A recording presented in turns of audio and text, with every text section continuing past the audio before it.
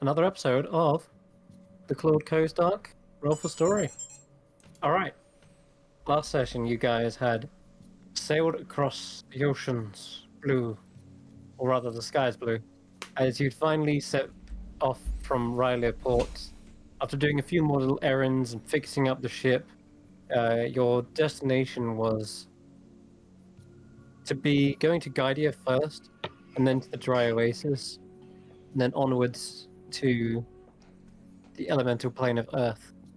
So to make preparations, you've put in an order for some amulets of adaptation to hopefully help you breathe in the airless depths of the plane. And I think you also requested a set of armor for Irina. That'll take some months to do. Yeah. Hopefully, maybe by the time you get back, it'll be completed. But those blue scales take a long time to put together. Mostly the enchantment too. And there was also a very large mystery cake put together by Irina and Andy back in Riley Port. We brought it with us on the ship. It was very stable. I think you did, yeah. It was on a large They box it up ready for like mealtime, and we just sort of take it out of the box, literally like a towel. See, I'm wondering if it's going to become like dwarf bread, where like just the thought of having it allows you to go on because you will go as far as you can as long as you don't have to eat that cake. Not all nasty, some of it's nice flavors. I just haven't got to them yet. Okay, well, there's plenty of time to try it now if you want. You guys have been on the ship for about half a day at this point. So why don't we start with the mystery cake? You're all hungry, getting peckish. Yep. Kashan, you're probably well recovered at this point. I don't know why you're on 22 HP still. And the ship has started pointing in its own direction because of Candlewick, or is this before that? This is during, so you can all feel the ship kind of tilting to the side. Irina and Kashan are in the engine room at the moment, near the crystal, and you can see the wheel has just like turned of its own volition. But you're very close to Gydia. You can probably see it from here, in fact. But I'll let you guys take the wheel, so to speak. Because right now you'd all notice it and be like wondering, wait, what's going on? Because you had a destination. Yeah, Karis is just like, just got to head to where Kashan is because he knows Kashan steers the ship most of the time with magic. And it's just like, Kashan, How you gonna do it? we are still heading to guide you, right? We've got a giant scorpion to drop off. I realised the Dry Oasis was on the way. Also, why is it so smoky in here? What did you set on fire, Irina? I didn't set nothing on fire, but Candlewick has been behaving strangely and needs to go somewhere.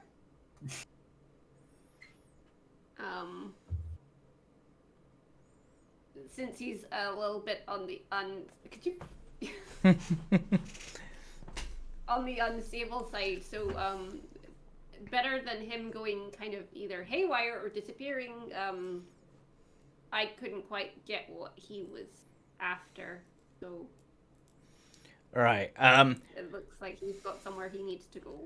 Right. Just a quick one, Candlewick. I'm sure you can hear me. Do you mind if we quickly drop this thing off and then we'll go do what you need to do? The smoke suddenly dissipates away from the crystal. The clouds resume their kind of bluish color. Okay, that's a yes then. Cool. So it's sort of like... Alright. Won't be too long.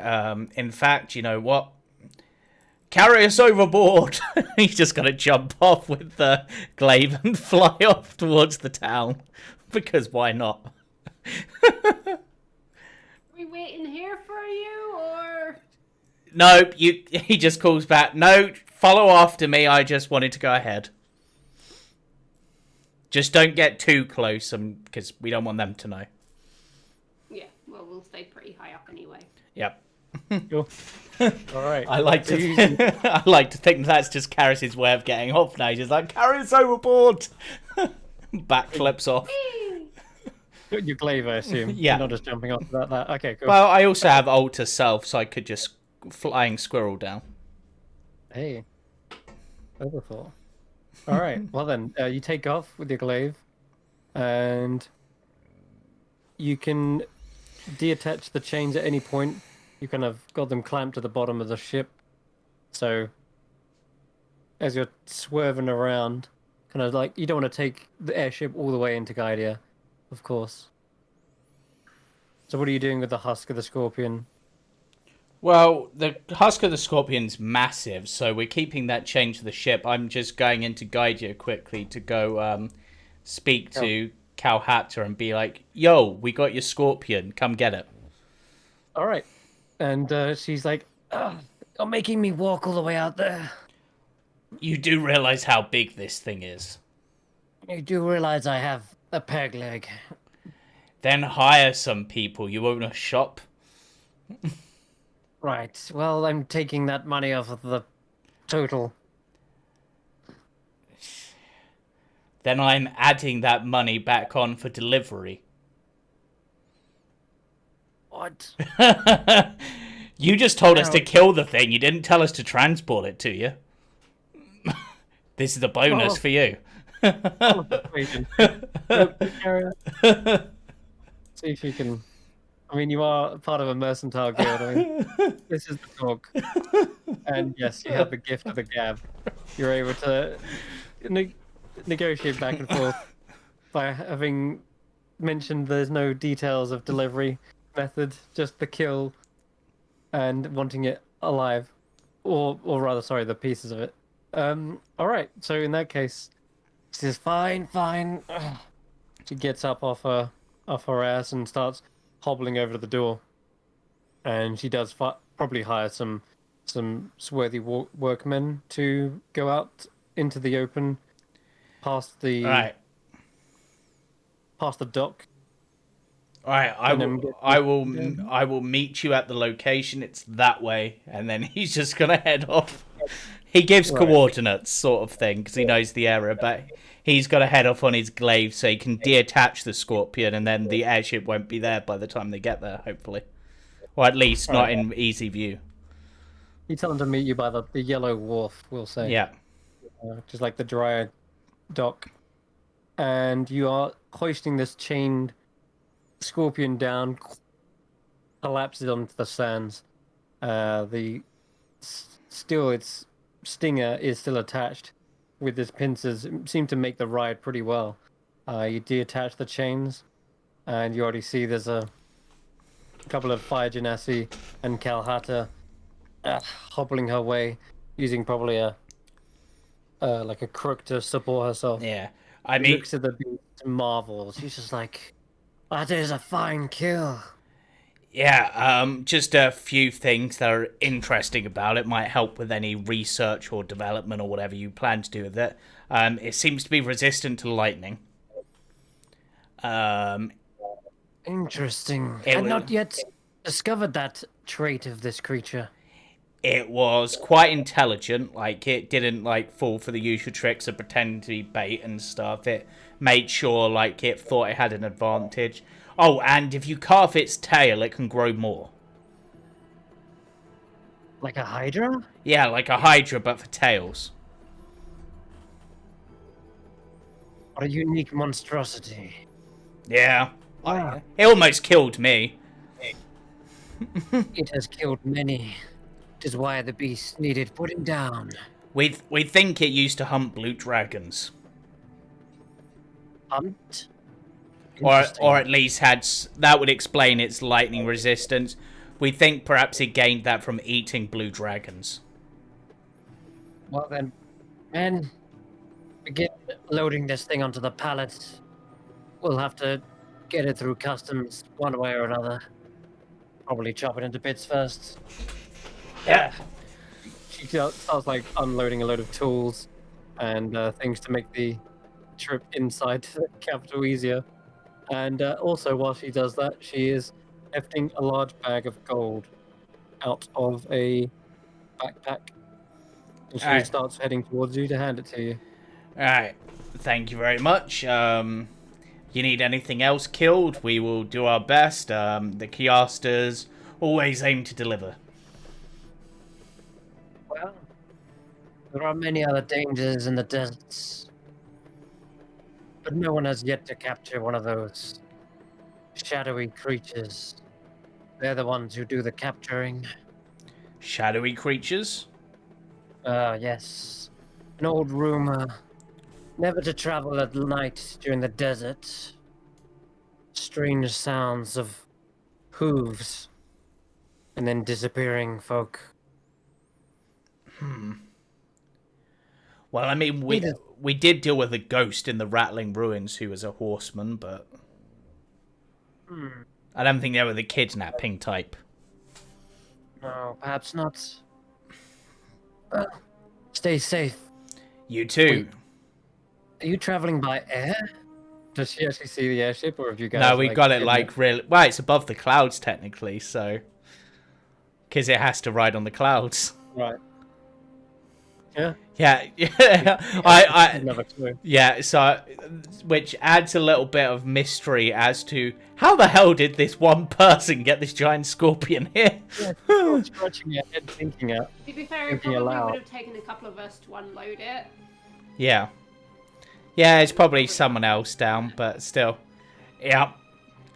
Well, we keep our delivery methods secret, you know, tricks of the trade and all that. Don't want others getting the thing of us, but If you're in a rush, then I won't hold you, but next when you return to Guidia, I wish to know the story of how you bested such a ferocious monster.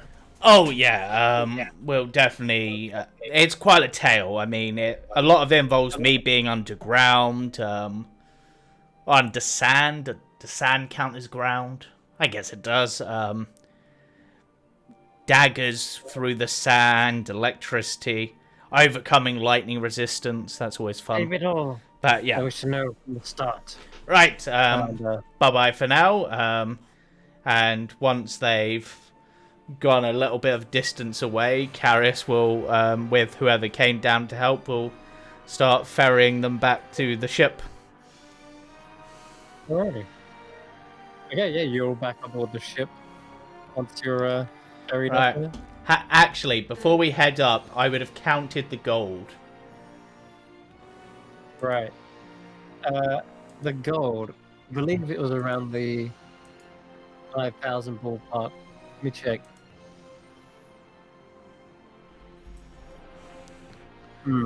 Yeah. Something like it. It was a pretty big price, wasn't it? Yep. And we've Damn, I can't delivered the remember. entire thing, so... I swear I'm gonna know it more now. I just want to make sure we're not getting gypped with the prices, you know. Of course, yeah, you don't want to. Done a good work for that. Yeah. No. Was it in here? Nope. I do not have the price for it. So we'll say 5,000 gold, I think. Right, doubles my amount Cool. of gold I'm carrying currently, so I will head back up to the ship, and then I will just hand the 5,000 to Irina. There you go, paid you back. I think that's why that number was floating in my head. I give you back the IOU. That's a waste. Oh, I mean, not a waste, but it's a waste. Yep, so add the 5,000 to your sheet, I guess. that's why I that mean- number was floating in my I mean, I guess we can divide it up because we all helped, but you know, it pays you back, and then we can use this 5,000 for. I mean, I suppose this technically, I'm giving you back your 5,000, and we're using the new 5,000 for the necklaces and whatnot. So, yeah, Yeah, that's fine. I mean, it's a lot of money, so Yeah. we need supplies. yeah, You Right. could say the IOU is like the interest, you know. You lent Carius the money. No, So they- I give him the IOU back. That's Yeah. pretty fair. He's paid me back. yeah. Yeah. Carius throws it up in the air, and lightning lure whips it out of the thing and turns it to ash. just for flair. Right. Right. Now, Candlewick, we can go where you wanted to go now. I think we're done. Yeah. All right. With that, a shadow spreads across the deck of the ship, and it begins altering the course. But it seems as though the course is directly in line with the dry oasis. Interesting. So, I'm just Let's gonna see. sort of Candlewick, if you do get tired when we get closer to the dry oasis, and he needs to do something there, so if you do want to break, that's the best place to stop. Okay? you feel just cold, kind of a cold breeze come from the ship. I said if. You know, it's been a while since I've been to the dry oasis. Last time I was here was just after I lost my horn. And then also lost my water bottle. Huh. Let's see. I've never been. It's an interesting place. Interesting. It's mostly market town, and people just living their lives. It's nothing too grand, from what I remember at least. I'm looking forward. Easy pickings. To be fair, I nearly had my pockets picked several times while I was there last, so... Yeah, I'm pretty sure that's what happened to my water bottle. I'm pretty sure that got stolen. Sorry if that was me. It was quite a nice one, wooden carvings, you know. Yeah. Can't say I would remember. Yeah. It's not, like, valuable or anything, you know, apart from a religious or sentimental sort of value. So... Okay. A couple of hours go by, and we'll say everyone gets hungry again. Still more cake. I suppose we should really try some more of this cake rather than just the edges. Let's, why don't you cut us a block, as it's blocks, I guess. You have to kind of like, you have Yeah. to take a knife and kind of like push the block out. It's a game as well as a cake. Jenga. It's literally a Jenga tower. Alright, So not only is there potential for each block to be a different flavor, but you've also got the potential to like collapse the entire thing. I mean, it's like... Feel the wrath of Irina and Andy. I mean, Close to the bottom. it's like Jenga, but not quite, because you don't put the blocks back on top. It's like... No, you eat the block. Yeah. Right, Karis is going to try to remove a block, I guess. Sure, that sounds like it takes chicks. Or a sleight of hand if you have it. Just to be careful not to topple the rest of the cake over. I need to. Where's my character sheet? So I can check. Oh, no. what's in this. It's not great. But Oh, it is no. it is the first block, so it should be the easiest. Well, it depends where you're taking it from. Sort of near the top, but like 4 layers down. 4 layers down, okay. I will say you see it tilt to one side as you pull that one piece out. It doesn't look like it's the sturdiest thing. It's made of cake. Yeah. So if it's one of the first blocks though, and it's not going to topple over immediately, it looks precarious. Yep. It's precarious, in fact. I was waiting for that. God. I hate Yes. you. I hope you know that. All right. Do you grab a bowl and then dig in? Yep, I will dig in. Right. Me too.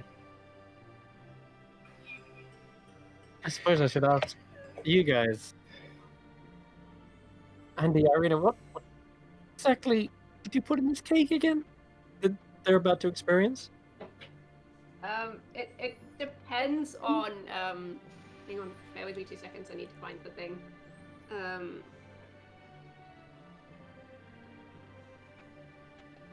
The cake of many layers.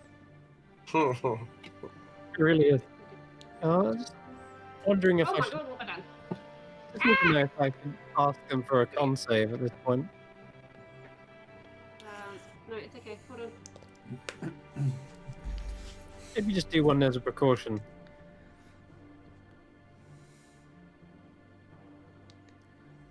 Okay. Work, wouldn't it?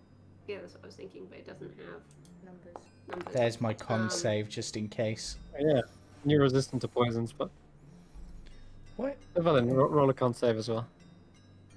Will do. Oh, it's the ring of protection. I was trying to work out where the +1 was coming from. Yeah. So, bleh. Just trying to. Okay, so there's 22 on here at least. Good. Oh, hang on. 22 what flavors? 1, 2, 3, Possibilities? 4, 5, 6, 7, 8, 9, 10, 12, 13, 14, 15, 16. Licorice. Ah, So Carius' flavors licorice.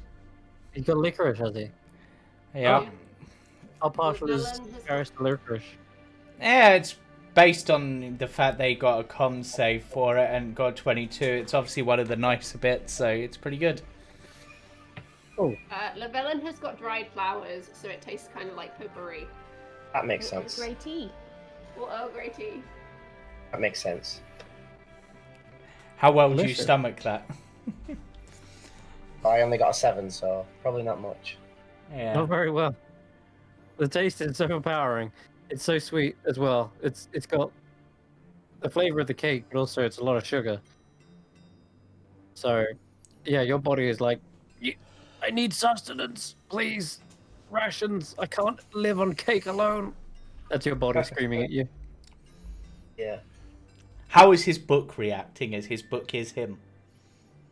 Oh yeah, probably what the voice was in his head. Yes. It's like,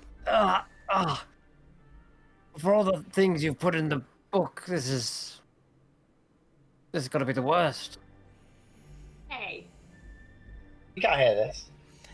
No, I know. Right. That's me outside of game. That was lovely. Kushan, do you want to try a piece? Yeah, sure. I'll pop a slice out. Okay, so just roll a d20, I guess. So I would like to use my keen powered strike to try and pop it out with force. Oh, right. Yes, of course. In fact, Llewellyn, you need to see how well you got the cake out as well. Oh, Would okay. you What say- Well, he could probably hook it out. do I need to roll? Oh, either a sleight of hand or just flat dex. I even have good sleight of hand. It's a So, set. Kishan, you can just make an attack roll, I guess. Yeah, I just kind of do a 1-inch punch on a block. Yeah, that makes sense. Oh god. All 7s. That's probably what the... Oh wow, yeah, you just boom, the tower doesn't even shake. Your piece of cake just flies out. Kind of lick the rest of your poor bean. It's like Um, going around on Instagram, isn't it? As for your terrible check there, Llewellyn, you end up toppling a piece of a layer down, and that's probably what lands in the book. As a result, like splats everywhere. How many layers did you say there are? Do you want to roll a d22? Let's see what you get. I mean, just roll a Constitution saving throw is what we've been using as the con save roll. Yeah. But you will never get like a below a 3. Know what I mean? That's fine. It's fine. It's just for funsies. It's nothing Yeah. serious. As we're travelling and Chris is putting 14. 1, 2, 3, 8, 9, 10, 12, 13, 14. It is fruity. Oh. That might actually remind you. It's like a slice of home, because you would have had lots of fruit in the jungle and in the monastery. That's what they would go out and forage for. Okay. So yeah, it's a fruity flavor. Very nice. The That 11, that's the flavor that landed on the book, by the way. This takes me back. Great.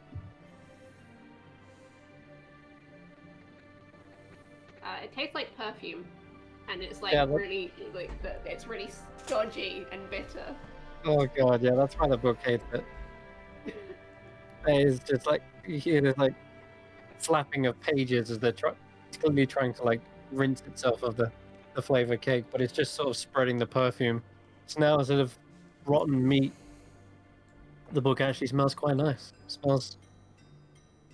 Was It, the it's plan probably all a case along? of it's Karis's mum's perfume that they've just kind of put in, like, oh, that smells quite nice. Here we go. Karis sniffs the air and Oh, it's just no. like, wait a minute. Why does it smell like my mum in here? We put some of her perfume in the cake. The book Right, scurries Andy, your away. turn. Andy's turn. Oh dear. Oh, but that ambergris took so long to get. So you've got to do your dex save. You've got to do your. Well, you could do sleight of hand because obviously you're proficient in it. I guess. See if you. And that one and still gets a 14. Andy. Oh no! It looks like the cake Wow. topples. Oh my god, flavors Hey, go. you know, across 14 still on a nat one. And you can still roll your. That's true. Oh Okay, yeah, she'll I'll, still eat it. I'll say that half the cake falls. We lose a few layers. 11, so you get the perfume one as well. Actually, do you know what? Because we've done the perfume one, we wouldn't have had What? two. 2 minus 2, so I'd say it's 9. Because it's just a d20 roll. 9. 9, yeah. Oh, Oh wow! Oh no! Andy Andy gets the got- best This slice. was my plan all along. She knew which one she was going for. Wait, what was it? It's Alcohol. alcohol. I got Oh, the of course. boozy cake. It's rum raisin. Well, you're on a ship. Yo ho. Makes sense. Yeah, exactly. On a ship drinking, and it looks as though Andy's already been drinking before she even pulled that slice. Excuse you. That top 4 slices go onto the floor. I'm gonna say. Irina just picked up one of the fallens. Okay, sure. Ta-da! Roll a d4 and count from the top.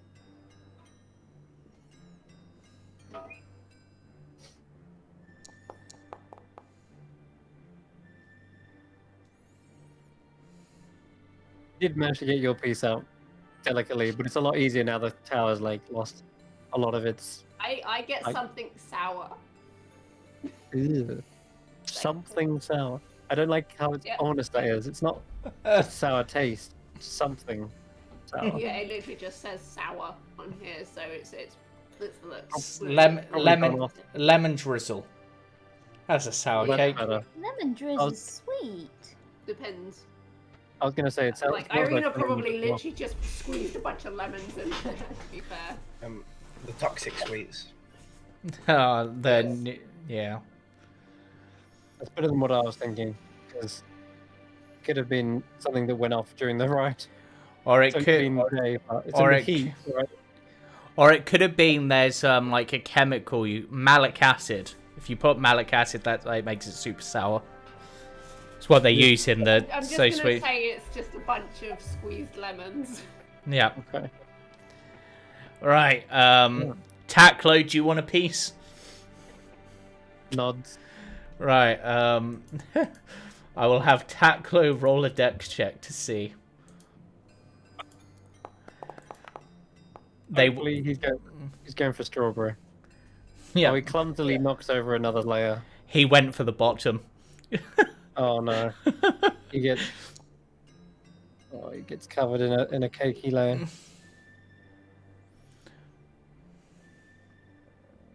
That's the layer he gets covered in. But He gets 20 the is one the one that's filled with ash and soot. No! Well, he's a dragon, Oh, so that yeah, might that's not fine. be too That bad. makes sense. He sort of snavels it up. Leftover tree ashes. He just sort of snavels it up and goes, I was hoping it would taste like strawberries.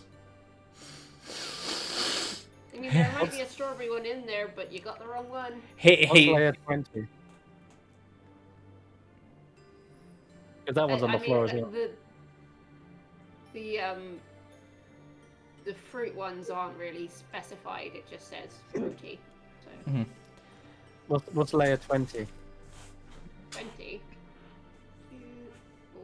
He's going to go over to that one that's toppled on the floor.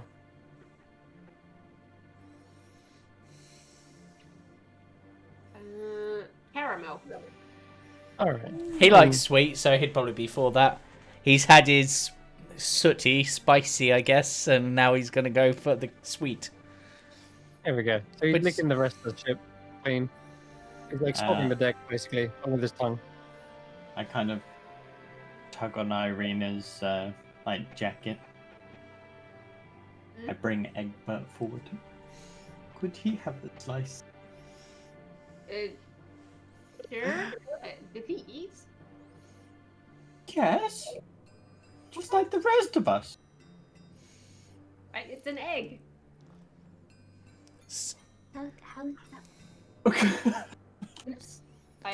But yeah, sure. Egbert can have a slice of cake. Sweet. I'll pop him on the floor, and I'll let him choose. Kick the baby. The ship kind of is obviously on a slight tilt every now and again, just the ambient turbulence, and it accidentally rolls into layer number 20. No, layer number 18. So, Ah, got it. I swear to God, if it's like rotten eggs. that would be. All it says, is it is musky and tangy. Oh He no. likes it. Oh, it gets rolled around in that layer of the cake. And now the egg is musky and tangy. It says If you pale wouldn't, sure. orange, so I'm kind of guessing it's kind of probably like some marmalade, but now that it's been dropped on the floor, it's kind of... It's gained that Have a bit muskiness of from the dust word. and dirt and- Yeah. I'm sure he loves it. Alright. He's rolling about, all excited, like. Okay. It's at about this point when you start to see that the night is setting in, the distant sunset just hiding behind the mountains of the mirage. And one moment, Irina, can you make a perception check? Perception. Yeah. 24. Ooh. Okay. Candlewick has slowed the ship down, and you notice this by it being kind of a sort of a small heat somewhere on the, almost feels like it's at the back of your eyes, and kind of blink a few times, and it's almost as if Candlewick's highlighting your eyes to be used for something exact. You're not sure Yeah, exactly. I'm gonna run to the front, like the prow of the ship at the front, and I'm gonna pull out the spyglass and obviously look in the direction where he's headed. Okay. And as you look around with that 24, you see all around you, even in the dark, it's just the last setting sun light illuminating these bleach white bones. They litter the sands and the dunes here. And a lot of dunes there are. You realize you are in the Camel Hub dunes. Because, of course, these right here, they stretch all the way around. I've drawn it before. But they do stretch everywhere in between the Rattling Ruins and Gaidia. Mostly around the Shimmer River as well. Okay. Oh, yeah. Is he looking at anything in particular? The ship seems to have slowed down, so it must mean that it is scanning. And If I look through the spyglass and obviously kind of look sort of down and around, I imagine like he'd be like almost like a you know when you're playing the hot and cold game, like when you're looking for something and someone's going, oh, hot, warm, cold, no, you're freezing, that sort of thing. I'm expecting him, like, when I'm getting close to what he wants me to find, Right. he might flare up. Okay. So these are the few things you see at first are the swords that are reflecting just in the last bit of sunlight, and you can perhaps see their silhouettes in the ground. One of them is gigantic, and you've seen this before. You've actually seen here. I think you flew over it last time, coming from east to west, and you felt that prickling heat on your arm. Almost Mhm. on that time, it was on your right arm, and you were like directed to turn around, and you were looking at the the north. But this time, as you kind of came towards Guardia, you felt the prickling on your left hand, and this time you've looked round, but there is a sense that it's scanning, and as you look towards the swords, you get a cold sensation. It's not the swords. Okay. Then you see bleached white bones. Let's drag this on. Excuse me. Ooh. Here we go. This is the kind of image you see across the sands. Skulls, human skulls, and you feel Candlewick get warmer. Okay. Mhm. I know it's bones, but is there anything that's moving down there? I think, aside from the shifting sand and a small gust of wind, no. But the shadows are kind of being stretched as the sun gets lower, so it almost plays a trick on your eyes as it kind of goes behind perhaps some of the dunes. And I'll tell you what, give me another perception check with advantage because you've got the spyglass. Another Yeah, 24. 24 again. Amazing. Okay. You're carefully watching for anything that seems unnatural or moving. And there is one set of bones that seem to be different from the rest. All of these others are humanoid, but as the shadows kind of come down behind it, you see its wings stretch out, and there is a pair of very large winged bones. And as you kind of zoom in with the spyglass, you notice a draconic head, sort of tilted in the sand, horns protruding still from the bleach white bone, How far away is and this? it isn't terribly far from your location. You'd only need to adjust the ship a few degrees to the right. Oh, sorry, no, to the left, rather. I mean, if Candlewick Um, hasn't already done it, then well, it's probably as you spot this is when Candlewick sends a surge of heat into your body. This is hot, as in the game, hot and cold. This is very, very hot. Scalding, in fact, perhaps. I'm gonna put the spyglass down. I'm gonna call Carius over. Yes. Carius, Yep. What's up? here. I'm gonna offer him the spyglass and sort of point down to where the dragon bones are. He has a look through it. Okay. You can see the remains of a very large dragon. And not just that, but a darker shadow.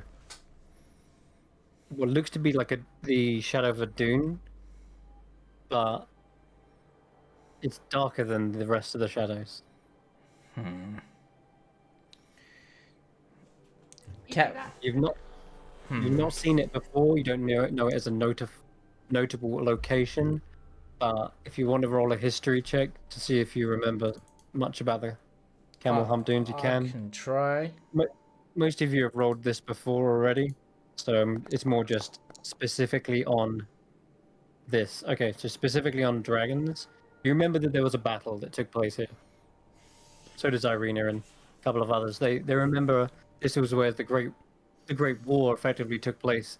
Gydia coming out on top, You can't really remember if there were dragons per se involved, but judging by these remains, there must have been.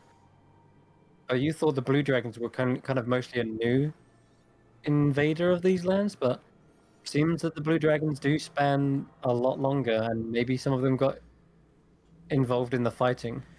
Well, But it is a lot. It is a bit odd, out of place. based on like the horn and general bone structure, having now fought blue dragons and stuff, does this look like? I mean, I realize it might be hard to tell from bones, but does this specifically look like a blue dragon's skeleton? I'd say if you went down and got a closer look at it, you could identify it. Right. Was my next plan was obviously like you and Ugalave, you're used to the blue dragons, and I think Llewellyn's got experience with dragons too. Yeah. You could go down and Yeah, the thing that's interesting, Karis sort of points to sort of the darker area down there. That looks odd, and when I was speaking to Cal Hactor, she did mention not travelling in the desert at night because shadowy things took people. So, but You're in the twilight at the moment. let's when Carius mentions the shadowy things, does Candlewick have any reaction at all? There is a scratching kind of heat, makes you like a little bit sweaty under the scalp, but it doesn't seem to be a fierce heat. right. You know, It's kind of an it. Karish just goes, you know what, I'll go down, quickly check it out, make sure it's not immediate danger, because I can get in and out pretty easily, and then if it's safe, then you two come down. Do you think? Karis is just going to backflip off the ship and glaive his way down. Because why not? Okay. If you're going to leave a ship, do it in style. This is the glaive and So falls. as Carius goes down, I'm going to go find Llewellyn and just explain to him, and obviously hand him the spyglass so maybe he can see from up here. I like to Okay. think you hand it to him on the wrong side, so he goes to hold up to what used to be his eye socket. Probably. Swooping down then, Karis, as you get closer to the dunes, you notice the ground here isn't as fine sand. It's more cracked earth mixed in with the sand. More There's a like a couple of sort of rocks. clay, maybe. Right. And as you get closer, you start to notice that shadow I mentioned of a dune, it was darker than the rest. And you start to realize why. I'll unpause. Isn't because a dune is producing a shadow, but rather there's an entranceway into the sand, a great crevasse that goes deeper beneath the dunes. Carius looks at it for a moment.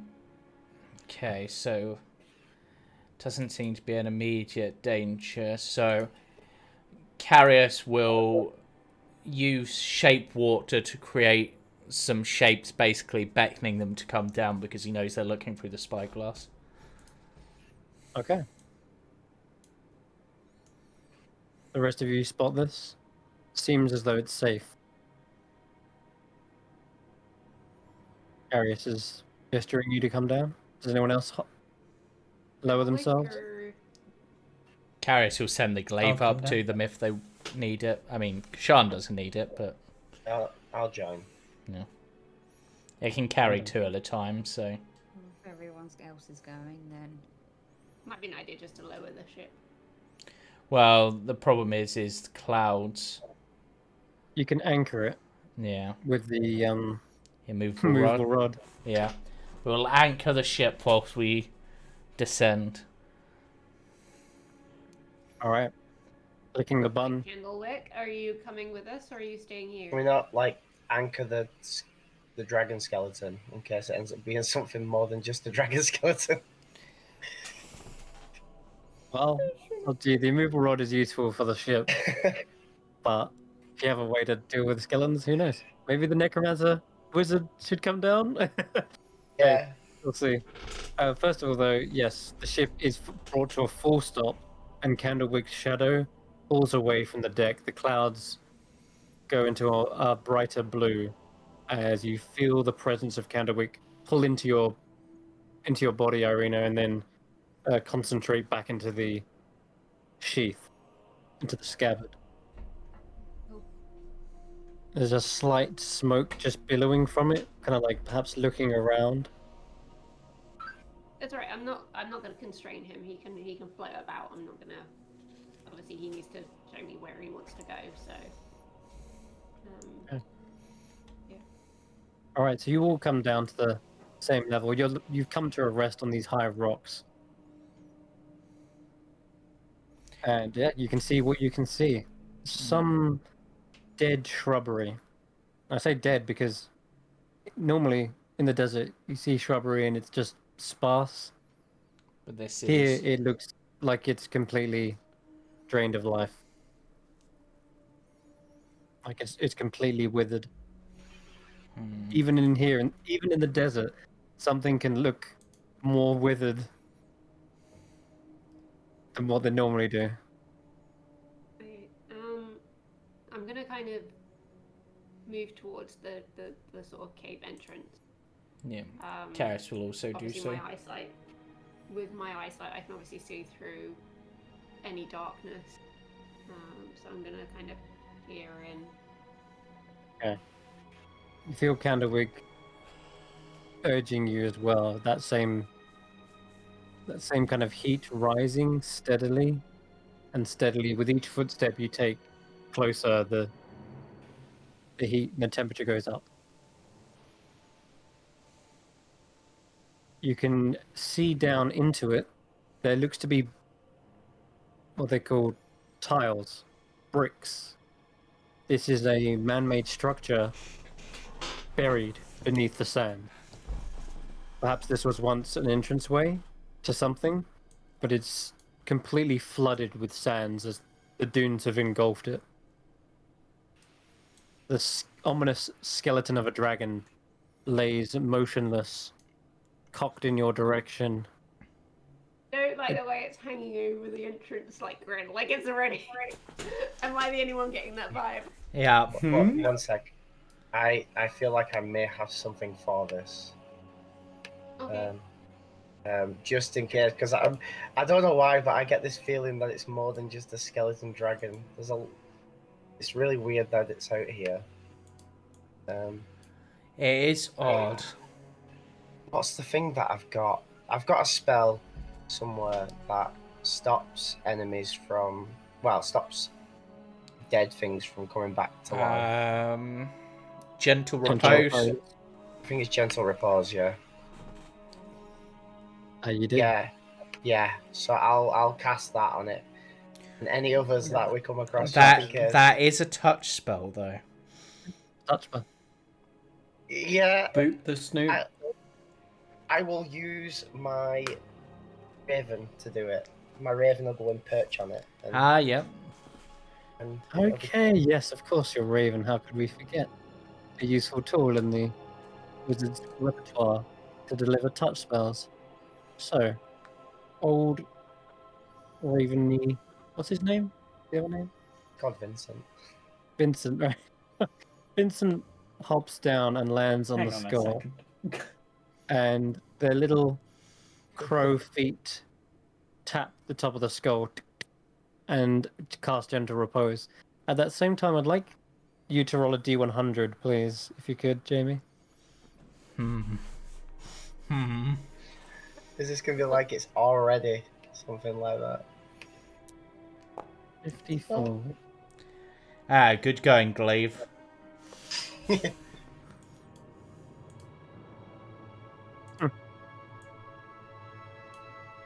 Okay, re-roll that for us. I don't know why the glaive is doing that. Yeah, it doesn't matter. re-roll It's that for just us. a D100. Does it matter? Then it's the Yeah, blade. just... No, it doesn't. Don't have my top. You can take any 1 second, doesn't matter. Just do another re-roll, because that one doesn't hit, because it's a crow. Oh, excellent, that's better. Okay, now roll a d6. Okay. 1. Okay.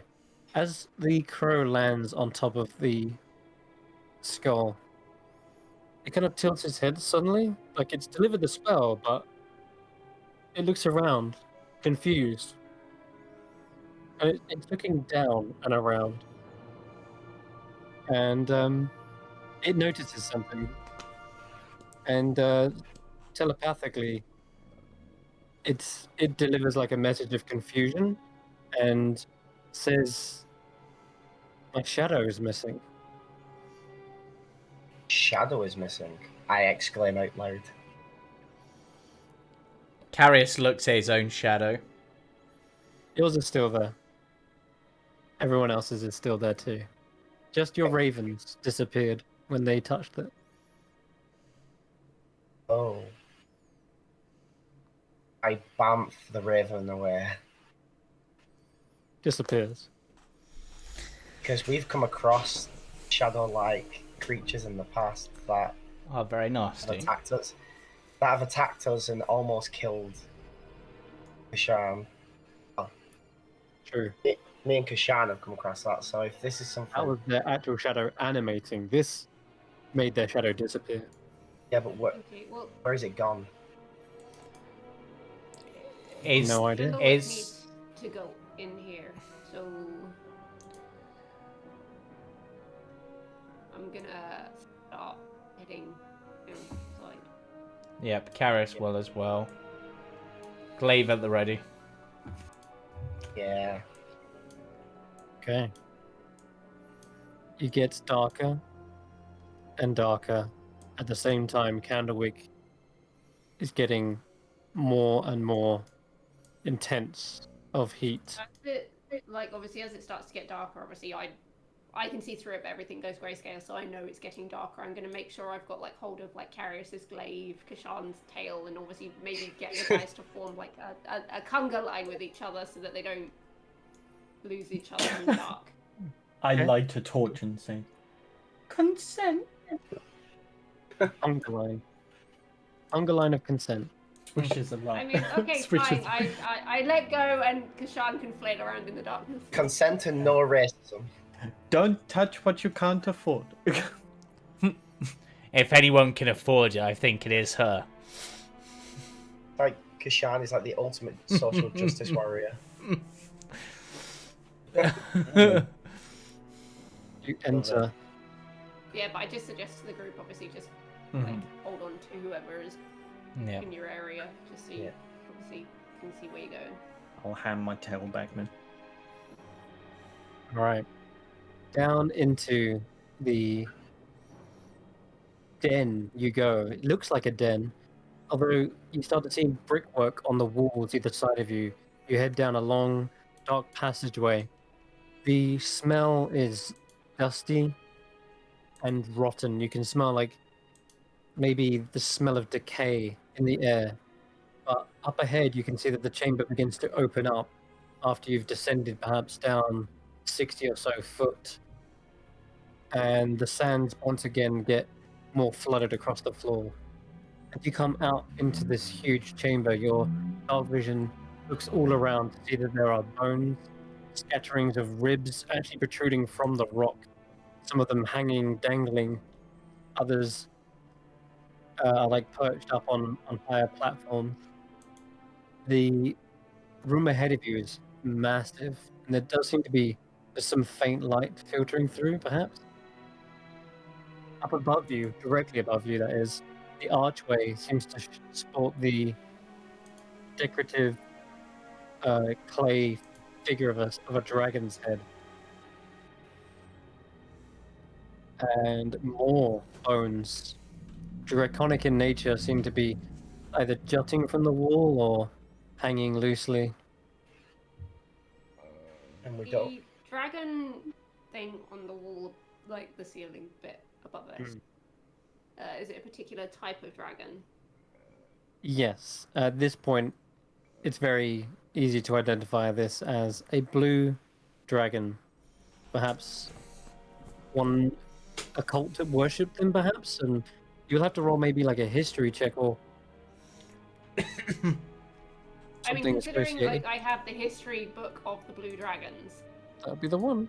Go ahead. You can roll that with advantage. You've been reading all about their history. 26. Excellent. Their dragons indeed did covet followers that span centuries back now.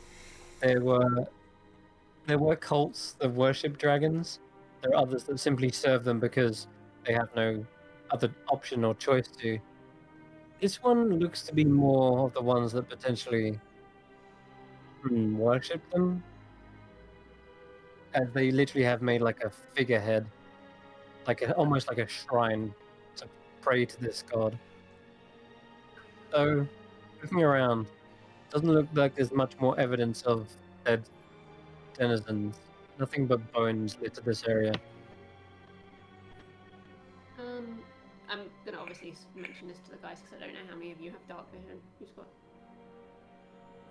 I do. I think a lot of you. We all do, don't we? No, Andy Just does. Andy then. Oh, I'm human, unlike the rest of you. Hey. Oh, right, yeah, half elf. yeah. I'll just I forget. I'll hand over I'm the just torch a to normal, Andy. run-of-the-mill human. I'll just Um, hand my lit torch to Andy. It's like, you can have this. Thanks. She's so disgruntled about it. Okay, so dragon worship, maybe. Once upon a time, I'm yes. sick and tired of dragons at this I'm point. gonna point like to the bit above us. It's I will not mention on- though There you go. that Irina, most of those cults, if they were in between the fighting between Gaidir and the other cities, they would have most likely been caught in no man's land, and they would have likely been utterly destroyed, or perhaps even used as points of refuge or bases of operation. But the number of bones here seems a bit weird to me. Anybody else getting that? It's a What bit is it? odd. They worship dragons, clearly, from like the architecture and stuff, but there's an awful lot of dragon bones down here. Well, I'm sure it would have been used as some form of shrine, no? Yeah, but like, would you really just leave them on the floor like this? If you worship them and thought they were something. And how solid is this cave? Like, is it possible that they were on the surface and they sunk down here? Or Oh, does it look like a tomb where the body was brought down and Does it's it look like just they were dragged down here? decomposed over time? Okay, that will be an investigation check. Okay.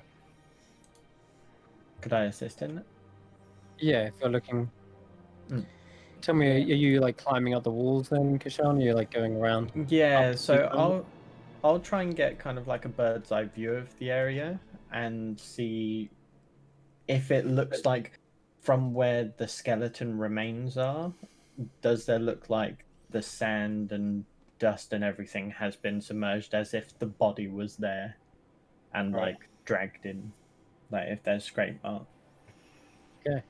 And I'll or sort of like even if cat the bones. Yeah. him and I'll sort of check our tracks of how we got into here, of how like if they were dragged in here or if something crawled into here, Yeah. Gotcha. died. Carius is going to have a look at the bodies to see if he can find how they were killed, sort of thing, these dragons. Like, was it, see if there's any, like, obvious broken bones or anything. I mean, it'll be hard to tell, so I don't, yeah, that's kind of what I was expecting. Okay. So, as for the medicine check, it's difficult to tell. They're so old that a lot of the flesh wounds and stains of blood would have been long lost. It's impossible to tell what they died from. But Kashan, you're looking at how they got in here exactly. Hmm. The bones have, with a 21, I will say the bones are a little bit odd as you go over to them and look at them. they've almost completely decayed. And it takes a very long time for bones to decay normally. In fact, sometimes they don't decay at all. Especially in the case of dragon bones, you'd expect them to last hundreds, maybe thousands of years. And yet, as you look at them, they look incredibly brittle. And you can see underneath, maybe where there's arches of ribs, you can see trails of dust underneath them. As you kind of like peer underneath, it does look like the bones have been slowly eroding. And it's like they've almost become one with the sands. So, if they, and as for how they got in here, the entrance is definitely big enough that a dragon could crawl down into this space. And judging from like their posture, some of them are kind of like draped over the wall, hanging. They don't look like they've been pinned there or held there. It looks like they've kind of slumped there. Almost as if perhaps they suffered a wound too great or they just simply died in their sleep. But dragons don't usually die of old age. Not often. Yeah. It's kind of more by their will Right. of sorts. Yeah. They're just... You can't see like any drag marks or anything like they've been pulled in here. Or any signs of a struggle. They're kind of just draped, hung. And they're in high perches as well. So a dragon would have had to fly up to there and then land, and lay down, and eventually pass away. But it's unnatural that bones decay and turn to dust like that.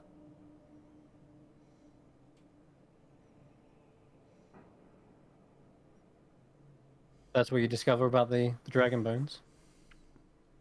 Okay. The chamber does go on deeper, right to the furthest point of your dark vision can reach, and beyond that, just shadow and darkness.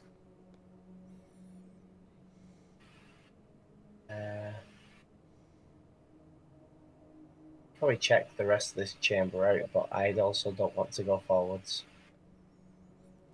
Feel a heat at the kind of front of your body, Irina. Yeah, I'm just gonna sort of look at the group and just be like, okay, it might be an idea if maybe you all wait here, because obviously if there is a problem, then I can move back the front. Oh, yeah. Hold this, and I give her my book. She can bounce back with it if need be, but if something goes wrong, I can at least cast spells from where she is. And I shall send Taklo with you, so that I also have eyes in case. And my egg. My She just suddenly got her arms full. And it's like, you guys. I'll be fine. The book has it's like a book strap, so you just like. Yeah, I'll take the book, and obviously Takla will probably either sit on my head or my shoulder. And Yeah. obviously Like a back. I'll just sort of let Candlewick lead the way, and I will follow. It's like a backpack that you wear with the book in the back, because that's how I Okay. see everything. Okay. You trudge deeper into this place, and you can see more brickwork. It's either crumbled or barely visible from the drowning of these sands that it's submerged in. And right towards the back, you come to like effectively a fork in the chamber, a large wall of stone in front of you. And to your left, Okay. there's just the I was faintest bit gonna of say, when I light. get- Okay, I yeah. was gonna say, when I get to that point, I'm gonna tell the guys that obviously it's safe up until this point, just so that we're not too far away from each other. Yep. If they want to come and meet me at this point, and then I'll go further again, Yeah. see if it's safe. I'll call them Okay. again. Yeah. All right. Then. I'll just move everyone up a little bit. Okay. Cool. Are we meant to be able to see anything? Because I just see a grey screen. I don't know how you got left behind there, James. Do a refresh because everyone should be on. I also got left behind. I had to do a reset. I need to do a refresh. refresh. I think so. Not the. It's nothing major, anyways. You're not missing anything. So, Yeah, Arena, it's to more your for the left, audience. it looks as though there is just the faintest bit of light filtering down, perhaps just the ambient light of the moon. And to your right, there doesn't seem to be any light. It's dark, shadowy, and you can see kind of cracked earth, like where the rocks were and the brickwork. They look more cracked, more ruined, more decayed. I'll face like the right side first, and then the left, and then see which one Candlewick seems to want to. You look to the right first, and there's still that same intensity of heat. Turn to your left. It dims, and it becomes a little bit cooler. Okay, I'll head towards the right hand side then. Yeah.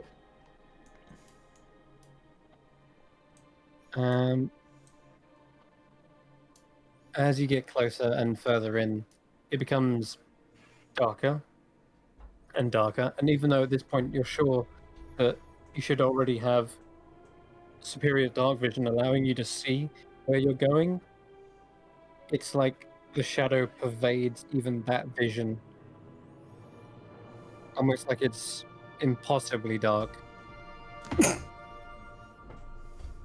Fine, I'm Lifting those just gonna dusty keep bones. letting Candlewick guide me. Okay. So obviously, I'm literally going to keep walking, and I imagine, obviously, depending on which section of my body if he goes like to my right arm, I know he wants me to go right, and almost like following a compass needle. Right. I'm Your just gonna vision, trust him. your vision comes down to like barely a few inches within your face, and Candlewick still seems to be urging you forward. And your footsteps begin kind of echoing, and you can still feel perhaps a little few grains of sand underneath your feet, but you feel like you may be just upon more stonework than you were before. Like it, and the echoing is definitely your footsteps kind of like bouncing off the ancient walls. Everyone with dark vision can see Irina disappear into the void, and you lose sight of them. I'm just going to kind and- of like reassuringly keep like stroking Taklo just so he can let them know that Yeah. obviously I'm okay. And Yeah. then if I stop, he knows to tell them something's wrong. What do I Yeah. see? This disappearance. Even with your superior dark vision, Llewellyn, you too see Irina disappear. No, I mean Almost- through the book. Oh, through the book? So your vision is extended up to 120 feet, right? So it's about this point your vision goes dark. They've gone beyond that 120 feet. Okay. I guess I'll take a few steps forward to try get within that distance so I can keep seeing things. Okay. You take a few steps forward and try to go through your book's vision. You can't see through your book. And Gone. you feel like that cake is coming back up in your throat. Oh, I'm feeling like the disappearance of the book as if it's not close enough to me. Exactly that. It's that sickly feeling, and as Carius, as you walk past Llewellyn, there's a kind of a stench of putridness and death coming from Llewellyn. Not usually that quick, is it? It usually takes at least a day. Correct. It does usually take a day. But for some reason, it's already what's the word? Expediated like almost 2 days instantly. No. Llewellyn, you need to wash. Do I run straight in? Okay. You said wash. Right. I thought you said rush. No. Regardless, I run straight in. Okay. Everyone else would see Llewellyn disappear into the darkest, shadowy parts of this cave. And disappear. Oh no, Llewellyn's gone. How sad. Never mind. Do we go after them? You know what? They've got Taklo and I've only got limited range. I'm gonna head after them. If you see anything valuable, be careful, but, you know. He charges in after them. On his glaive. So Recklessness. you try to hear from Taklo for a moment before you head in. There's no response from Taklo. In fact, you don't even feel like you've got that connection. You run in closer into the shadow. You suddenly feel the connection, and Taklo is saying, like, "Hello, hello, you hear me?" Well, that was weird. You shouldn't have got that far away, but I couldn't hear you anymore. So now I'm in the dark. So this will be fun. Hmm. Buddy? I'd like those three that have just passed through this veil of darkness to roll me D100s. D100s. Oh no. 27.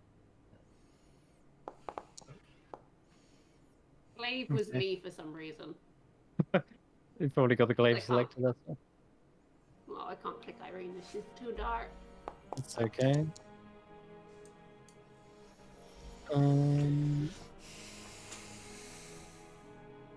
Alright, let me just... Oh, let's add this here. Because that one's not going to be... One of them isn't quite as apparent immediately as the other one.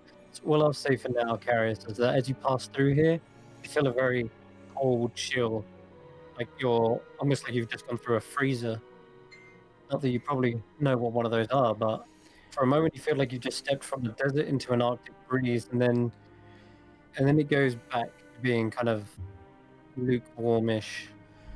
Huh. It's notably dropped in temperature. It's almost like that time I went a bit too far north sailing and went for a swim. Very cold. Okay. And what did Llewellyn get? 61?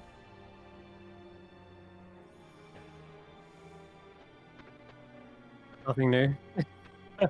Okay. Interesting.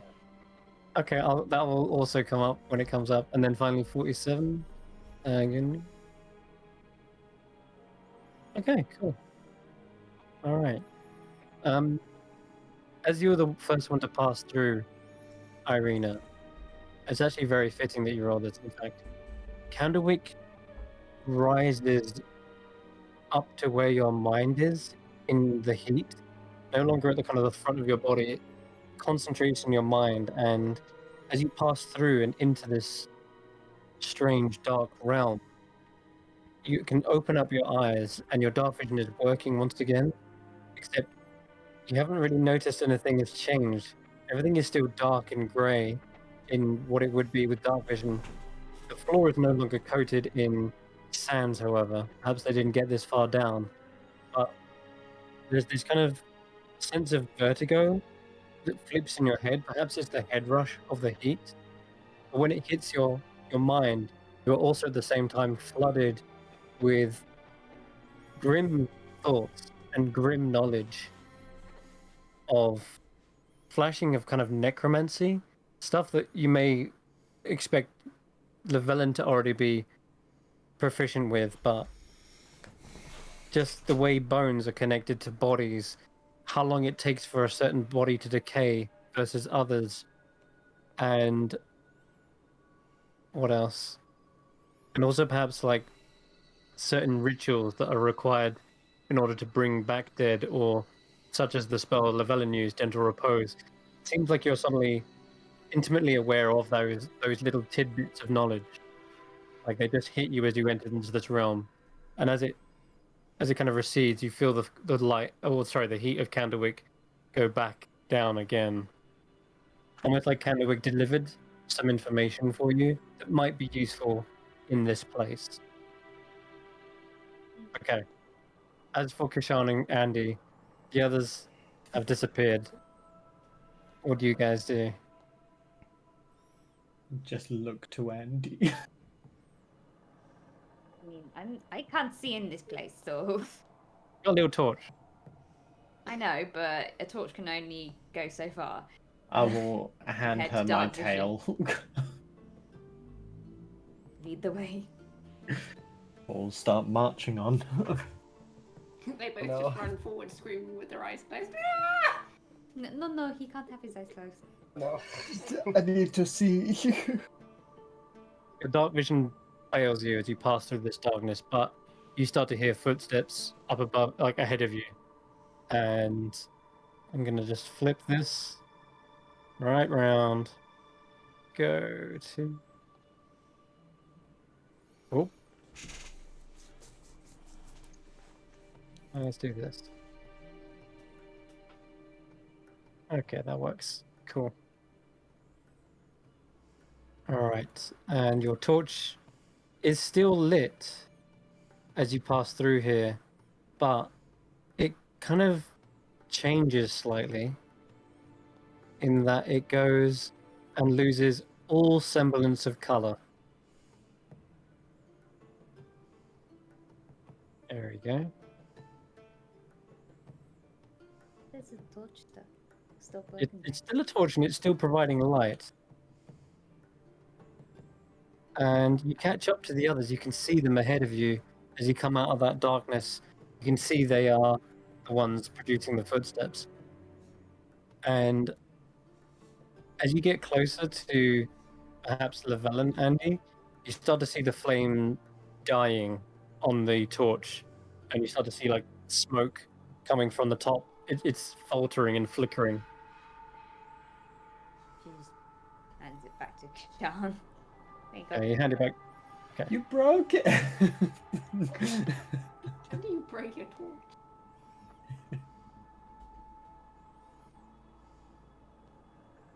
Kashan, you notice it as well. It's still alight, but it's Yeah. slightly dying out.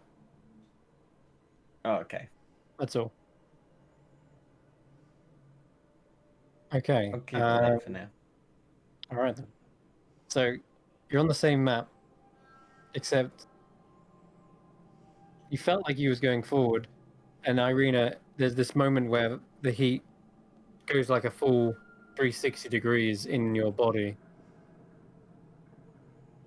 It's almost like you said a compass earlier. Well, imagine that compass does a spin and then has to realign itself. It's like that. Is Candlewick still pulling me in a certain direction? Yes, and it seems to be darting around now at this point. You can even see the smoke kind of move from one area to another. And Candlewick's smoke is larger than it has ever been before. Like, it feels like Candlewick's turned into like a small cloud around you. Yeah, let's take a minute, because we left the others. Is Tackler still with me? Yes, Tackler is still with you. Okay.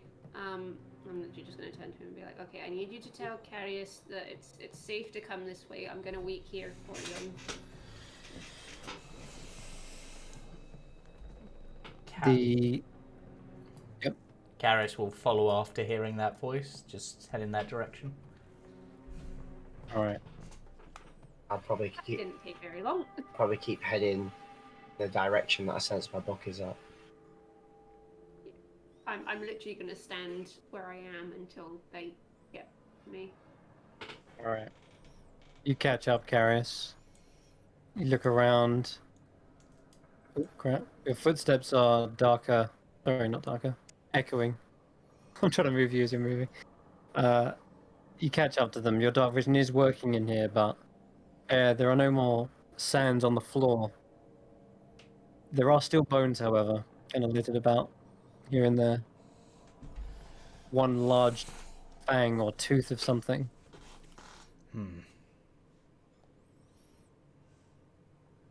And up ahead, both of you can see perhaps just a faint bit of light.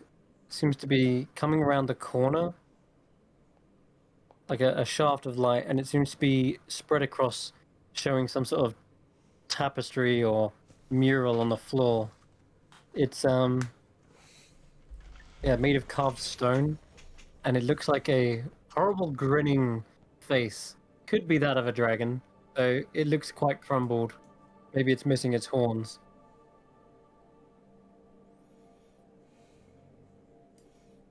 As for you, Llewellyn, Have to Llewellyn return. catches up at this point. There we go. And then finally the other two catch up. Oh, good, there you are. I was starting to panic. And Kashan, as you get up towards where Llewellyn is standing, the torch suddenly just simmers out immediately. Oh boy. It's almost in the moment where Llewellyn like looks around to see who's coming up behind him. That's the moment when it turns. Literally, the torch just goes out. And I'd like both Kashan and Andy to roll a D100 as well.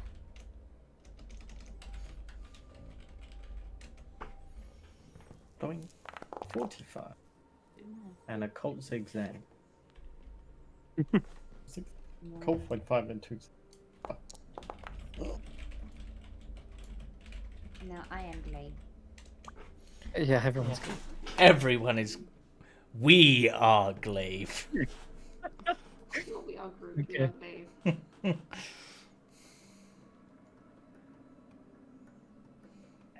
Kashan, you feel oddly lighter on your feet here. You're not sure how to explain it. Maybe the gravity is just not as strong, but or maybe it feels like you've got like less weight on your body, less meat. You can't really pin it. But all I'll say is, Kashan, you feel just a hair's breadth lighter. So what that means mechanically is your movement speed is increased by 5 feet. Yes! Whilst I have my horseshoes of speed working. Of course. it's probably at the moment in which Llewellyn's torch goes out as well. Before that, the light was holding you back somehow. The light going out, and you feel like, oh, suddenly like there's an air, a cool air lifting you up slightly. So yes, you have increased speed by 5 feet in dim light and 10 feet when in complete darkness. In fact, you've got the shadow cloak, haven't you? ninja. Your shadow cloak. I You still am got the it on you. knight. Shadow Have you- cloak. Yes, the one that Llewellyn bought for you. Oh yes, Yes. yes I do. You see that billowing, even though there's no air in here. You're literally like Batman, but a cat, so you're Catman. Okay, and then finally, Andy got a 75. That's not good. Andy, what is... Oh. Hmm. I need Andy to roll a wisdom saving throw as, let's try and think. Yeah. Okay. Yeah. I'll go with that. Okay, Andy, it's, you're looking around, you notice behind you, just get this sense of dread, like someone's watching you. And as you turn around, your shadow, as faint as it may be in this dark place, there is still some light up ahead. So there is a shadow behind you. And as you turn around, it is lifting a spear up, ready to strike at you. And it looks like the outfit and outline is that of like a guard from the dry oasis. And he's like reaching out a spear, about to like stab you in the back effectively. You are frightened. Yeah, you try to run and dodge out of the way of that. And as a result, I'm going to say you have to like try and get away from it because he's behind. So you're running forward and dodging out of the way of it. And as you Can roll I not forward, stop her as she goes to run past me? yeah, you can try that. You want to just Yeah. try and grab a hold of them. Yeah, I'll do that. Go ahead, and you can roll just an athletics check.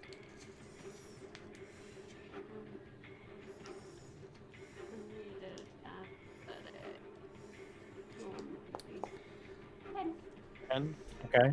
And Andy, are you trying to avoid? Of course, you're trying to dodge the spear. So give me an acrobatics. Well, yeah. So. It's like, whoa, whoa, whoa, whoa, whoa! We don't know where we're going. Wow, damn, Andy. That one, but apparently it still beats 10, which is impressive. So I'll say this: That's 2 nat ones today. it is. Yeah. You do manage to slip free of Irina's grasp, but the shadow doesn't seem to be able to be. You can't escape your own shadow. It's attached to you, and as you've rolled out of the way, got to your feet, and looked behind you, it's still right there, and it's going to strike you. Everyone else does see that there is like a guard that's in like full sprint, and yes, basically leaping onto the back of Andy. Andy, as you kind of like ready yourself and wince for this pain that might come down, I'm going to give me another wisdom save as well.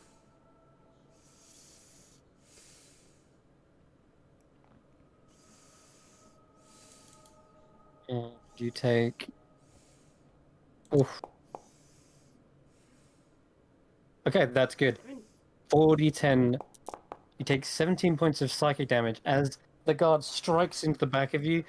It feels like they've just pinned you through the back of the leg with a spear, and it's as intense and painful as the real thing as you'd expect it to be. As everyone else looks around to see this shadowy creature, it suddenly disperses at the same time it strikes and just seems to like spread out. What? It's like this big stain of shadow across the ground.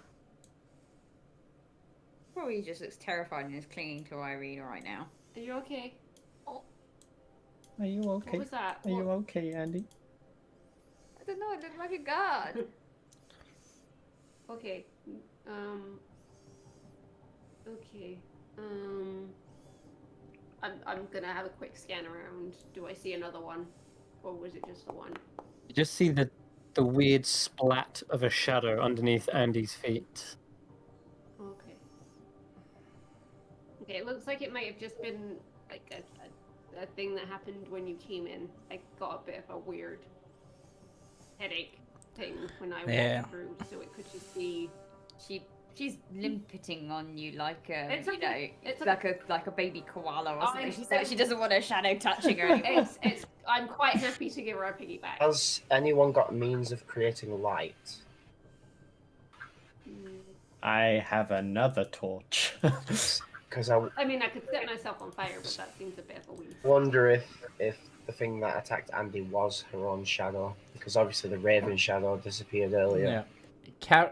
Carius is going to try to use a spell that he has actually never used before in the entire campaign so far. He is going to position himself at the right sort of distance and do Word of Radiance to basically try to use Divine Radiance to burn the shadow away in case there's any like residual energy in it. Okay. Yeah, rather than burn it away, it looks like you're actually cleaning the shadow, and the edges become finer and finer until they resemble Andy's shadow and not some weird, dead, splattered guard. So you've resumed a normality to Andy's shadow. Ah! You've never done that before. No, I've never had the need to do it. And speaking of that, I'd like everyone to make a perception check as this burst of light fills the air and perhaps pushes back some of the other shadows in the surrounding area. Irina gets 24. You hear a scuffling of feet as if sudden movement has been aware of your position or presence, and as it moves, you actually see a faint flicker, perhaps torchlight, around that corner where the light is kind of coming in at that angle from. It's no bigger than your torchlight, or what was that torchlight rather. But who's the best at sneaky? I just sort of look at Andy. Normally, I'd say Andy. Other than that, it would be Kashan. I mean, technically, I can be silent on my glaive, I guess.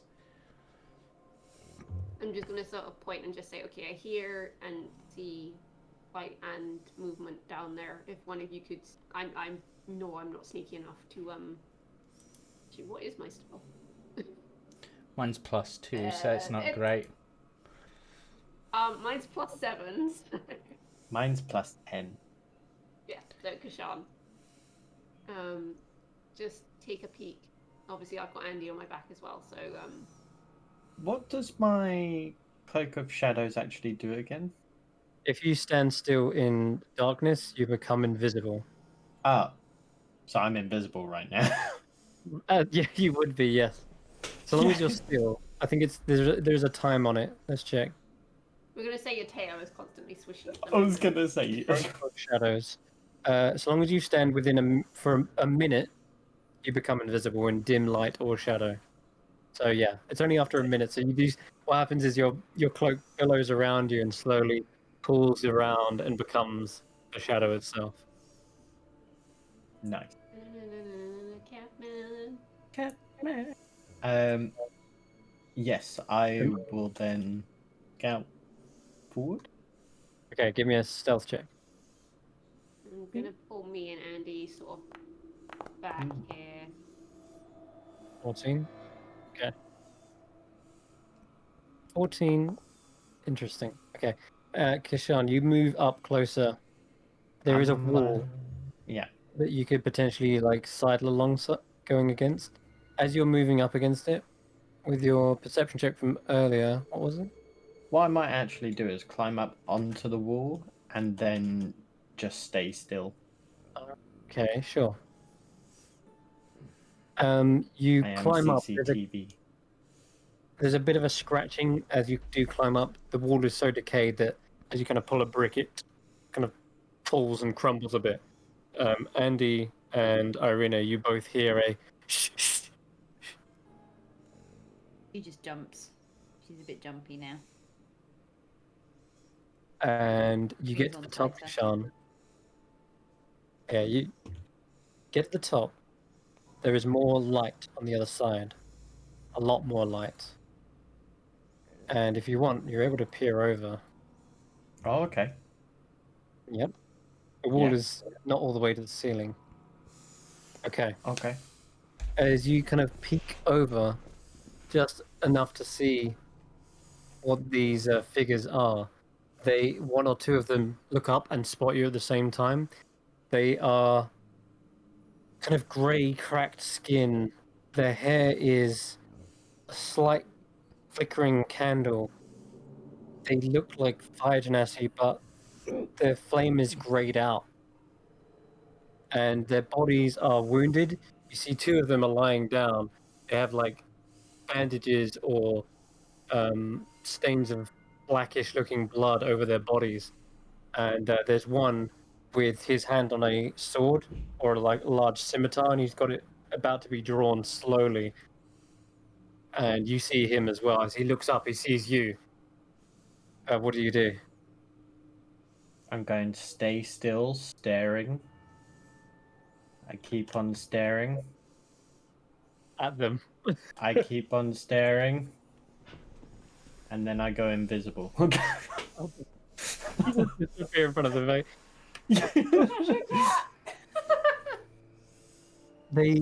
One or two of them seem to recognize who you are, and you can hear, perhaps, let me see, do you speak? You don't speak, oh, you speak all languages, you understand them, doesn't matter. I do. You hear a kind of a hissing, like a flaming, burning noise, but you understand it as a linguistics. It is, that's Nabaxi. Is he with the enemy? No. Guardians don't have, no, they say, no, they don't have Tabaxi. And they seem confused as to see whether you're an enemy or not. And then when you disappear, they're like, oh, another ghost. No, I'm still here.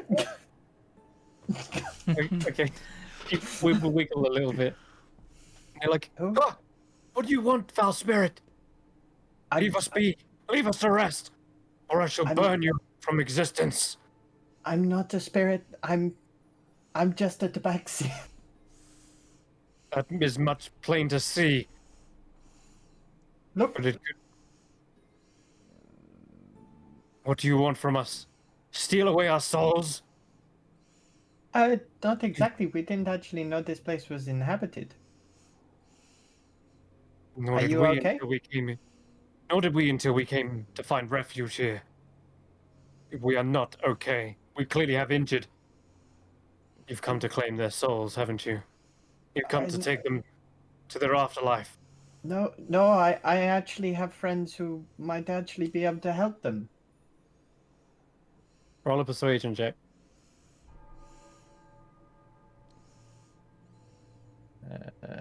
Persuasion, I'm good at that. They say, it's more of your kind. Well, not tabaxi, but Ghosts. More ghosts. I'm not a ghost. Here, I'll You go look into like my a ghost. I'll go You into just my bag. disappeared And before our eyes. I'll go into my bag and I'll pull out a gold coin and I'll flick one down to him. They seem to flinch and they're still very much on edge, clearly. One of But them, I'm like, sure summons they- a... Hear the ding, ding, ding, ding. He fires a little bit of fire, like, from his hand, like a summon or conjure flame, straight at the coin and, like, burns, chars it slightly. Kind of after a couple of breaths, looks at it. You can pick it up. He goes to, and then again, the other one speaks up. Clearly, like the commander says, "Don't accept a gift from a ghost. He might." I throw another coin at him. Aiming for him. He looks down at the coin that like probably rolls and hits his shoe. Looks up at you wearily and says, You see? Kick out. Normally, it's the living who pay the ferryman the fine." Shut up and take my coin. You see I'm not a ghost now? I'll just it up. I'll kind of like look over.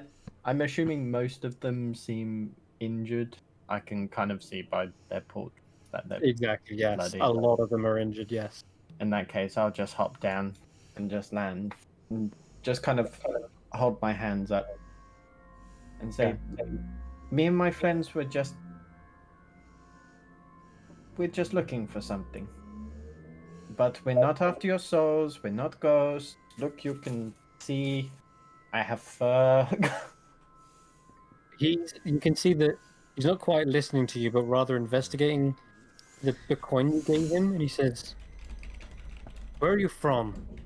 I don't recognize this mint."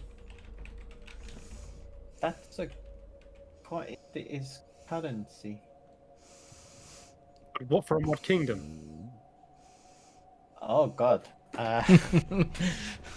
May I just like, ask for the gold coins back? I'll just kind of like see the inscriptions where I got it from.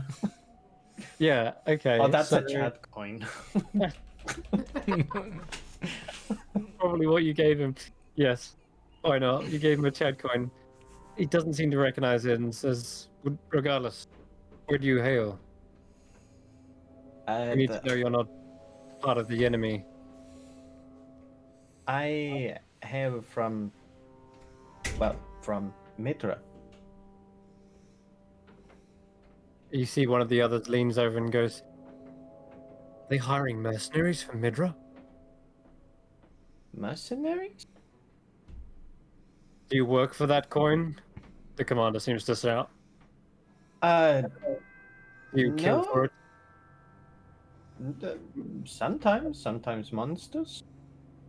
If people need help, I mean, it's not like blood money or anything like that. Well, I mean, if we have to beat somebody up and they just so happen to have coin on them. They seem still a bit wary. They say, "Keep your distance." Kind of really Outlander. acting on this 8 persuasion. Yeah. They're just like, "Keep your distance, Outlander. We don't know who you are or why you've come to this place, but we have injured here. We will risk our lives to defend them."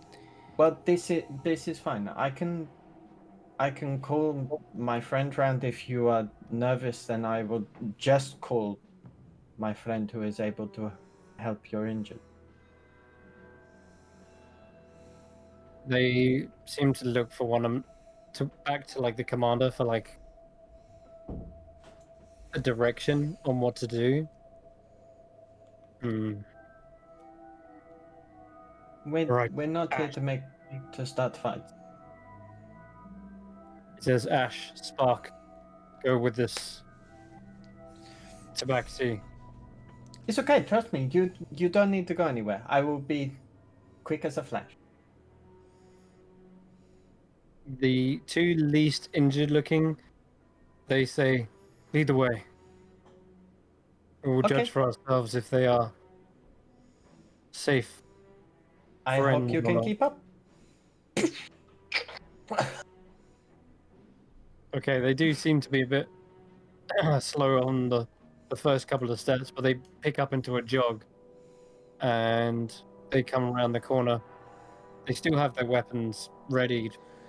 One of them summons a flame into the air as like a flare that kind of shoots above your heads, expands into the ceiling above, and lights your faces. Everyone sees each other standing there. These two very almost like emaciated, dark, cracked skin over their form. It's almost like a log that's been in the fire for too long and then charred and cracked. Hey guys, They look. Yeah. Oh, Go on. sorry. No, go ahead. I found these people. There's quite a few of them, and quite a few of them are injured. Can we help them? I mean, we can try. That's. Well, I don't like the fact that you're the person who I was saying could help them, and you're saying try. Well, it depends how many of them are. I'm not made of magic. Well, How many of your people are injured? There's four, five. There's seven of us, and he like looks at their own wounds and they say, and the majority of us are injured. Some of us more severe than others. Two are unable to walk. If we're able to deal with your most injured, at least we that might. will- I don't know if I'm going to be able to get them back on their feet if they can't walk, but I can at least heal their wounds. A pound of medicine, apparently. Ah, here. Yeah, and we also have Dr. Andy. There is no, nothing clinging to me. No. Ah, yes, Not doctor. our physician. Yes. Would you Kind of prefer? lean I'm not around. about to start doing operations. Would you prefer Nurse I know I Andy? kind of already have. Would you prefer Nurse Andy? Just Andy. Fine. Otherwise, the she's kind of place- practicing without a license, and I have a feeling that's illegal. She's already wanted enough.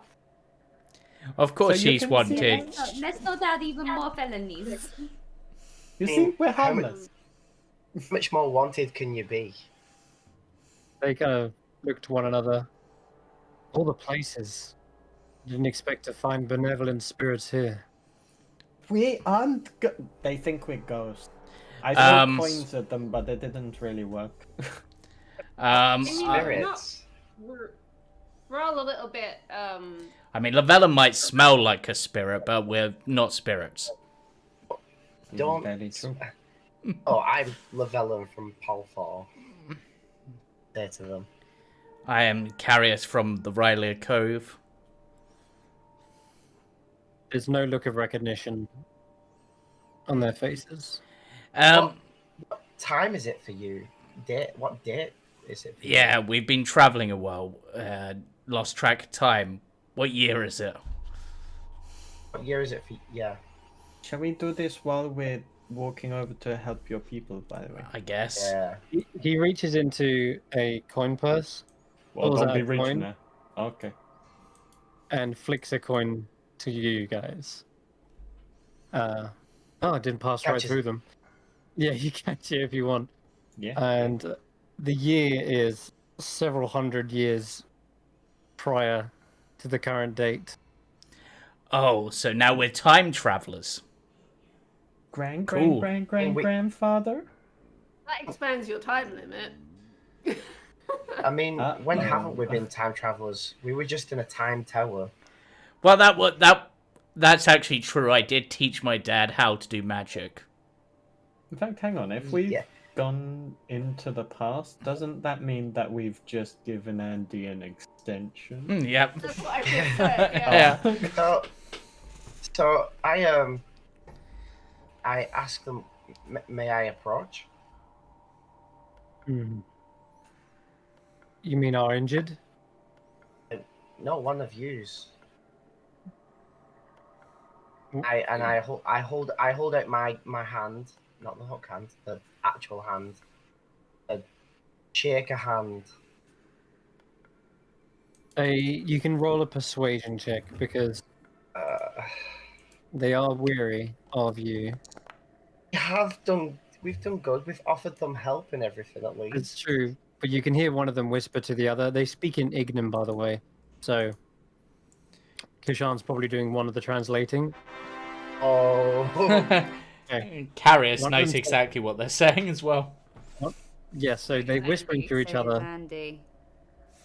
It sounds like a smoky flame being put out, but one of them whispers and says, "I thought if you touch a ghost, they'll drain your life away." And well, the other one turns to him and says, "They're very much real. And if they were life-draining ghosts, they would have done it whilst we were injured. When we were like crawling in here." He kind of comes up to you and shakes your hand and says, "Well, the villain of Palthor, I am Ash of..." And he goes to say his city, and he kind of stops mid-sentence. And you notice how cold his hands are as well, especially for a fire genasi whose normally warm-blooded veins are brimming with heat. He's just nothing. Like you feel like you just touched a cold stone gargoyle's hand. And he seems like of I have the thing. I have the thing where I'm not as affected by undead. Yeah. This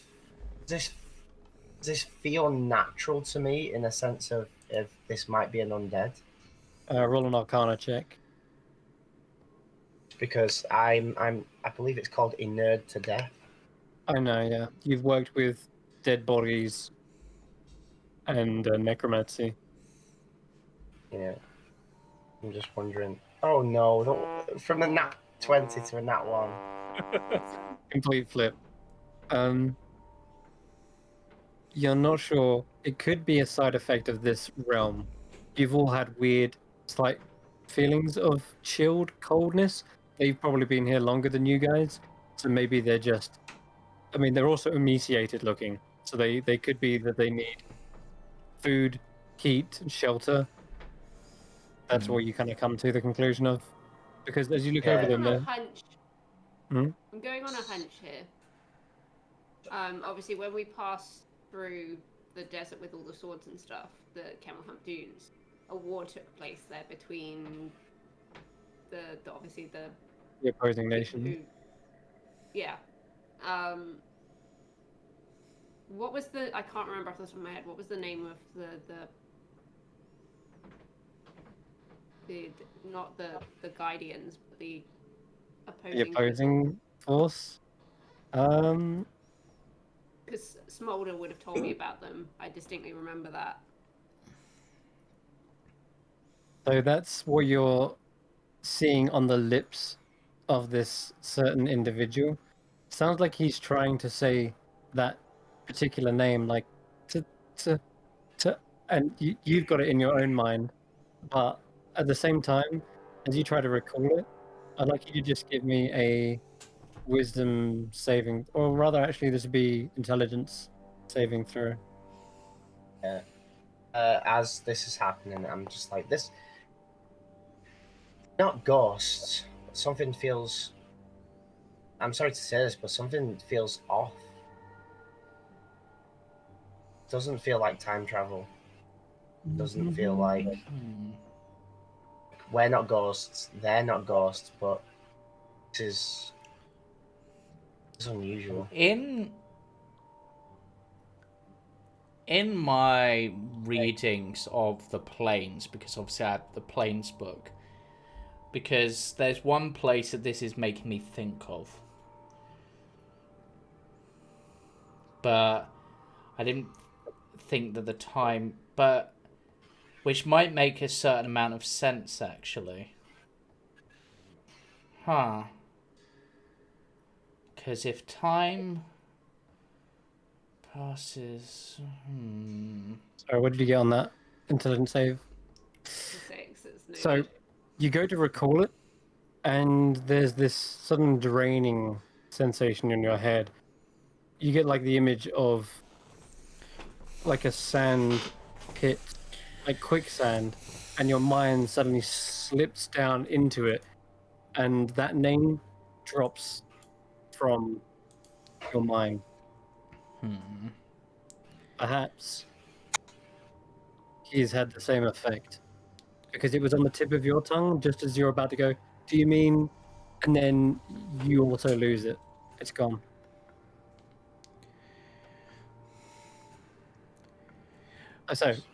So these two fire genasties, they say if you said you was able to see to our injured, perhaps we should Yes. heal them first. We can talk Right. more after. Alright, Karis will float over on his glaive, because that's what he does. All right. I'm just gonna wait. Yeah. Actually, just How, before... how did Candlewick behave through that whole thing? Candlewick is letting out a deep sigh once again, and it's that same sort of prickling heat that you felt when you first felt it, the strange sensation. Kishan has since translated that, and now you understand that the sigh is a sense of duty, and it is definitely Is it directed. pulling towards these guys? It is definitely directed to them. Okay. Yeah. I'm just gonna Like- obviously I'm still with like Lavella and Andy. I'm just gonna be like I have a bad feeling. Not that something may go wrong. I think that maybe well you all know what Candlewick can do to people. Kind of, I guess. If the I'm worried. So just be on your toes. Yeah. I'm not on my feet at all. You know what I mean. Yeah. 'Cause Yeah. I don't know what he has to do. Okay. And then obviously once that's ready, I'll sort of adjust Andy on my back and slowly go towards where Kashan and Carius went. Yeah. Carius walks in, puts his glaive down near the entrance to show both his glaives actually, to show that he's not coming in like armed sort of thing. Cool. Yeah, you're not the only one who gets a bad feeling out of this. So every time we do something like this, something bad happens.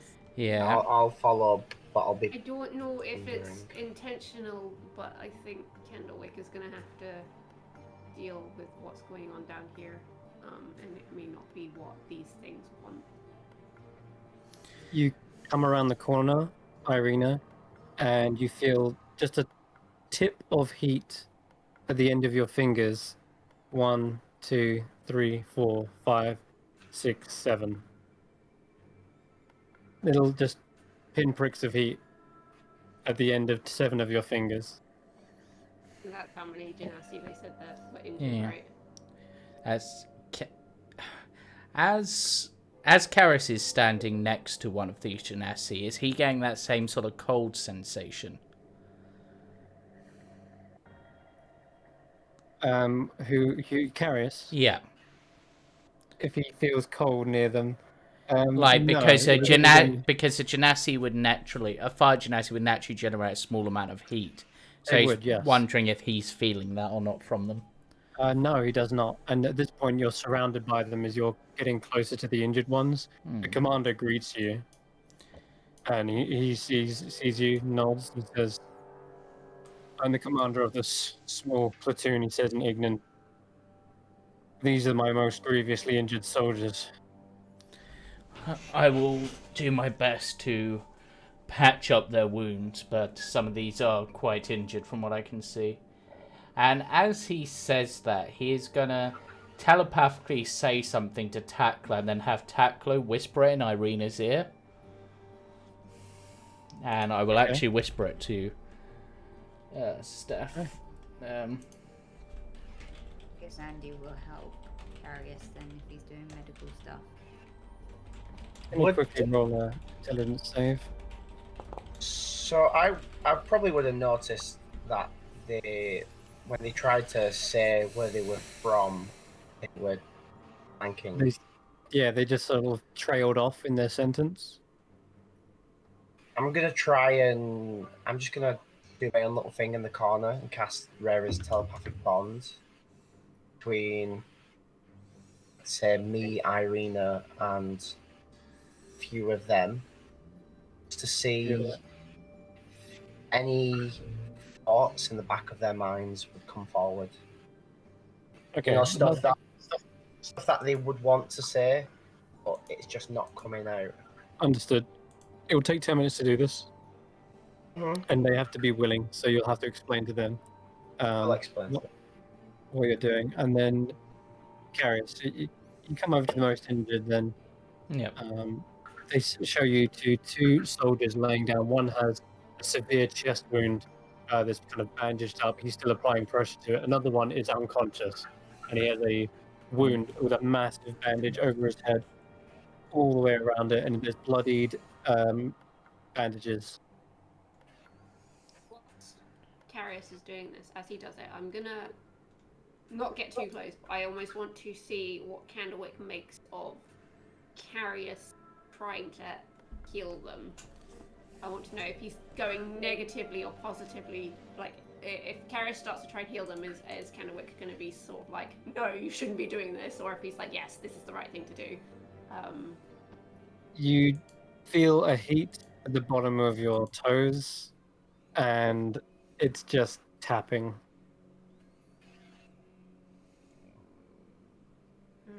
Like impatient? Or... Exactly. Yeah. So sort of like get on with healing them. Well, that's all you can tell. Just Yeah. that. Impatient. Yeah. But Carius, come over. Yeah. What do you do? Carius takes a deep breath and then tries to cast Healing Word on this first one. Your spell pulses and finds nothing to heal. Oh my god, these guys are spirits. These guys are the ones who the spirits are. We have to fucking break whatever is holding them here. You're healing a futile attempt. Yeah. That's Candlewick's duty. Yeah. Carius does the healing and then just like, It seems. They look at you, confused. What are you doing? I was trying to heal them, but Their wounds do not look healed. no, something is preventing it working. The magic took effect, but hasn't done anything. It's almost like something's preventing it, or perhaps something has changed you so that what I'm trying to heal isn't healable anymore. Speaking. I'm literally going to internally just ask Candlewick outright, are they already dead? There is a warm heat that rises in your chest, from your gut. In fact, like it was a gut feeling, and the heat probably increases there. And when heat rises, it's a positive. I'm gonna slowly make my way over to where Carius is. And I'm just gonna sort of crouch beside him. And I'm literally going to whisper to him, like, there's no point. I got that feeling as well. However, these things can still interact with so Yeah. the best thing to do is to not make them the last thing we want is angry. Yeah.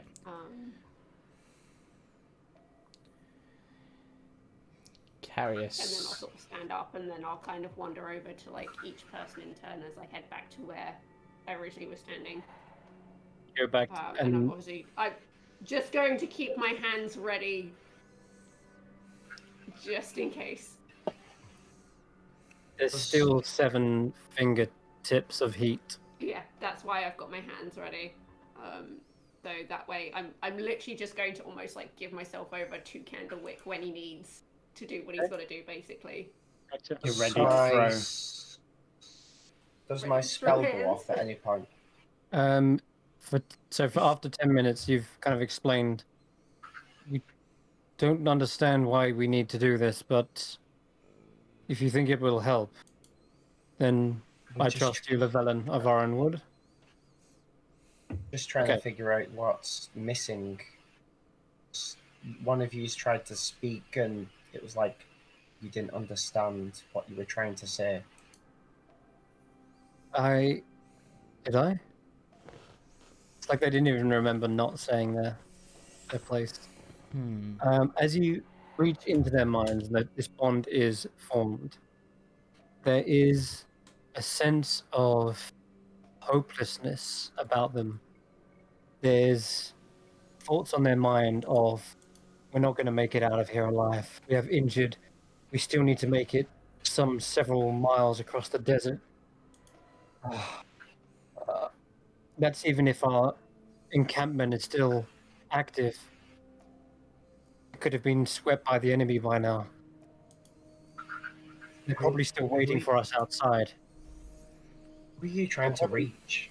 They'll probably discover us any minute. What are they trying to reach? They say, telepathically, they say, we have a camp pitched out in the desert to the northwest from here. We were trying to make it away from the front lines. Is there like a commander or a? I know you've got one here, but is there a I don't know, a general? Or what are your last names? People we can reach out to. They say, well, I'm make it out here. Ash, there's Sparks, there is, and they seem to name everyone by first name. Conflag, and then they don't seem to remember their last names. Even like in the deep depths of the mines, do they not? You try to. I'll tell you what. I'm going to give them an intelligence save as you try to reach out into their minds. An 11. It's like it's there, but it's under the weight of something else. Under the weight of darkness. They are in a dreadful place, in a dreadful situation, and they've only kept themselves alive by banding together. Perhaps, this is another reason, perhaps, they don't have a surname because they don't think that they're going to live through this, and they don't think that their lineage will even matter. Their surnames aren't important because their line will die with them.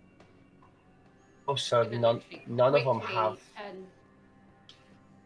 spring. None of really quickly just turn to Andy. Yeah. And obviously, they've addressed each other all by first name. Do they maybe know her? That's what I was going to ask. do any of them have any kind of like genetic resemblance to Smolder? Roll a perception check for Andy. See if they do recognize any. I don't know off the top of my head how long their lifespan generally is. I don't even know when Smolder was probably born or something, but They're about human lifespans, I believe, for Genasi. Does Genasi... How's Okay, so does Smolder actually have parents and grandparents that they know of and well, have I know she's introduced got a Andy? sister, but she must have parents at least. Okay. Looking over It's them just, then. of course, whether or not she's actually talked about her family, I don't know. Because I know Right. most of Smolder's background was quite, I don't know. She mentioned a fair bit of it to Irina, but missed out that big reveal, obviously for reasons. So a family lineage goes way back. Irina knows that much because it was Smolder that knew the history and told her the history of Yeah, the cattle hunters. outside of the game, I know a little bit, but, you know, most of it is, you know, obscure to me. I know that she Send that comes my from way. a big family. Yeah, send me what you can about Smolder's family. I'd very much like to read that. Also, as you're looking around, then I will say there's one that's a bit more lithe and athletic looking, and these are all men here by the looks, but you can still see perhaps some athleticism and resemblance to Smolder. They were an amazing dancer, pretty lithe, quite quite a well sculpted dancer. So I would say that there is perhaps similar, like at least in like athleticism resemblance. But as for the face, a lot of them seem to be sunken features. They don't seem to be showing a smile as much. And Smolder was much more upbeat. These guys look all quite depressed just from reading their faces. Tell you what, because Andy probably was watching that particular one just like curiously, like, I kind of know you sort of thing. She's going to try something. She's going to get out the jingle plate. And she's going to try and do one of the dances that Smolder would have taught her. Oh, excellent. Okay. Roll me a performance check. Whilst Just this to is see going on, how they react more than anything. whilst this is going on, the commander's a bit distracted with you, Carius, and going, "You speak vaguely. What do you mean that something's preventing your magic?"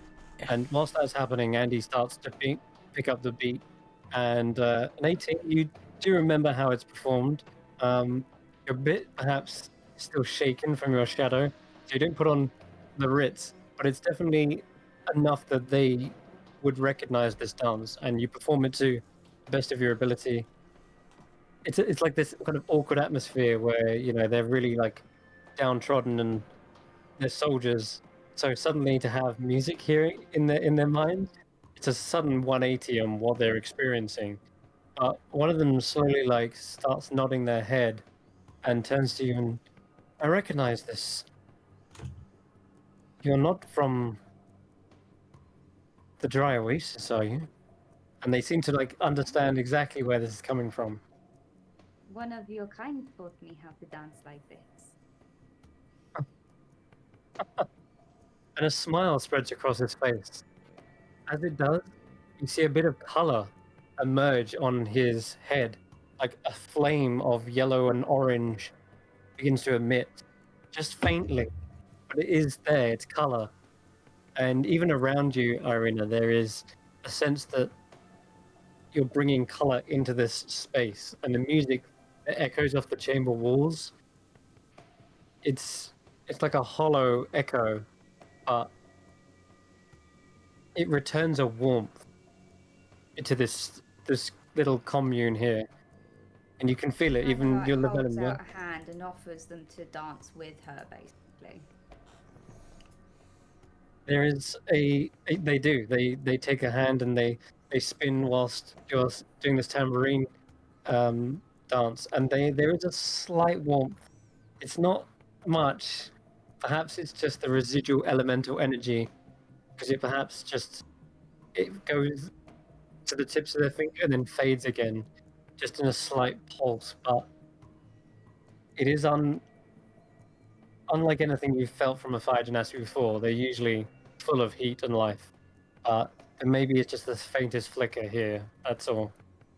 In this moment, you see the commander turn around and say, like he's been a bit distracted with you, Carius. Once he's heard this tambourine and the dancing going on and the echoing, turns around and goes, "What are you doing? Keep that noise down!" He rushes around and speaks in Ignan and says, "They're going to hear us!" Who's going to hear us? He looks out to the south and says, "The ones who are hunting us. Who else? The ones who did these injuries to us. There are scouts, assassins in the sands. They've been hunting us for a day now, at least. We found refuge in here." I hate to be the one to tell you this, but the war is long over. The assassins are gone. They've been dealt with. It's been past the time. You are all Yeah. As you about to say that, Irina, and you said that the war is over, everyone hears a distant cry. It sounds like a wolf, but much more guttural and more like scratchy. Like if a mutt, or if like a, I don't know, what are they called? If a pug could make a howl, it would be like that. Oh. And it's like a guttural. And it's coming from the south of your location, and it's a lot of them. One, then two, then three, four, five. You can hear them all joining in chorus. He says, "Damn it. The hounds have found us. On your feet, men. It's No, time to move. no, Move or you fight." you stay here. We'll handle this. I guess. That's safe in our hands. It's at this point, Irina, Candlewick comes to full heat. The smoke rises and coils around, forming into the sword as, without your permission, it just forms into the sword in your hands. I literally gave him leave. I told him I trusted him and he could do what he needed to do, so I don't resist. I let him do what he needs to do. As he comes to full fruition, then full flame, there is, unlike you've ever seen before, a shadow from the fire that doesn't. Well, normally he's smoke, but here he's actually fire. And where you walk towards this cries, which Candlewick is leading you to, you see a shadow beneath the sword, and it is that of a male figure walking with sword in hand, like right next to you. And where you're holding the sword, he's on the other side holding it as well. So it's like you're both holding the same sword, and you're walking side by side towards the entranceway. And that Cool. cry gets more guttural and louder, and that sense of duty floods through Candlewick. All right. Just out of curiosity, just for my hindsight, do I feel anything from Candlewick after what we experienced on the ship?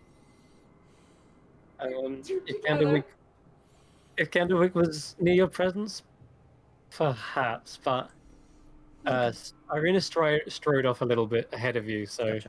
not right now. You don't. Okay, so let me just see here. I'm going to steal him, and Candlewick and the Frozen Flame are going to be such a cute couple. Okay. Question is, do you go out to meet them head on, or are you waiting for them to come to you? Ambush?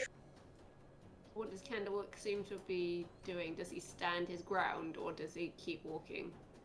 He keeps walking, but he's cooperative with you. He's not taking full control of you. If you decide that you want to hold back, that's fine.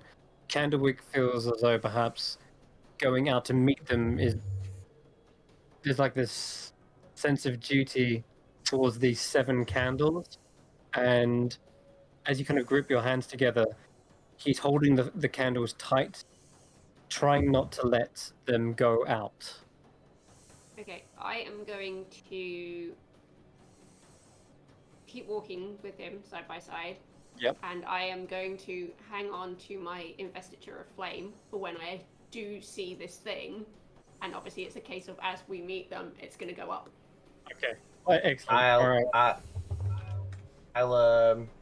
I'll summon the raven and keep it with the group that we've just left. I'll Okay. follow Irina. It's a Excellent. battle. A battle. Excellent. And Kashan, Andy, do you follow alongside? Yeah, of course. It's almost like that bit with Aragorn in Lord of the Rings where he's like, Frodo, rah! Yeah. Okay. And then we all start running. Yeah. All right then. In that I case, climb a then. nearby wall. Oh, you can climb that wall, I but can't see a thing. yeah, that's because you're human.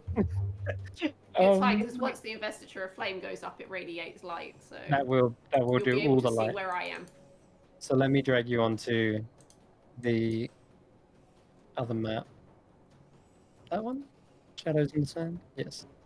Okay, cool. You walk out, and I'm going to paste your tokens out here. Come out into the open.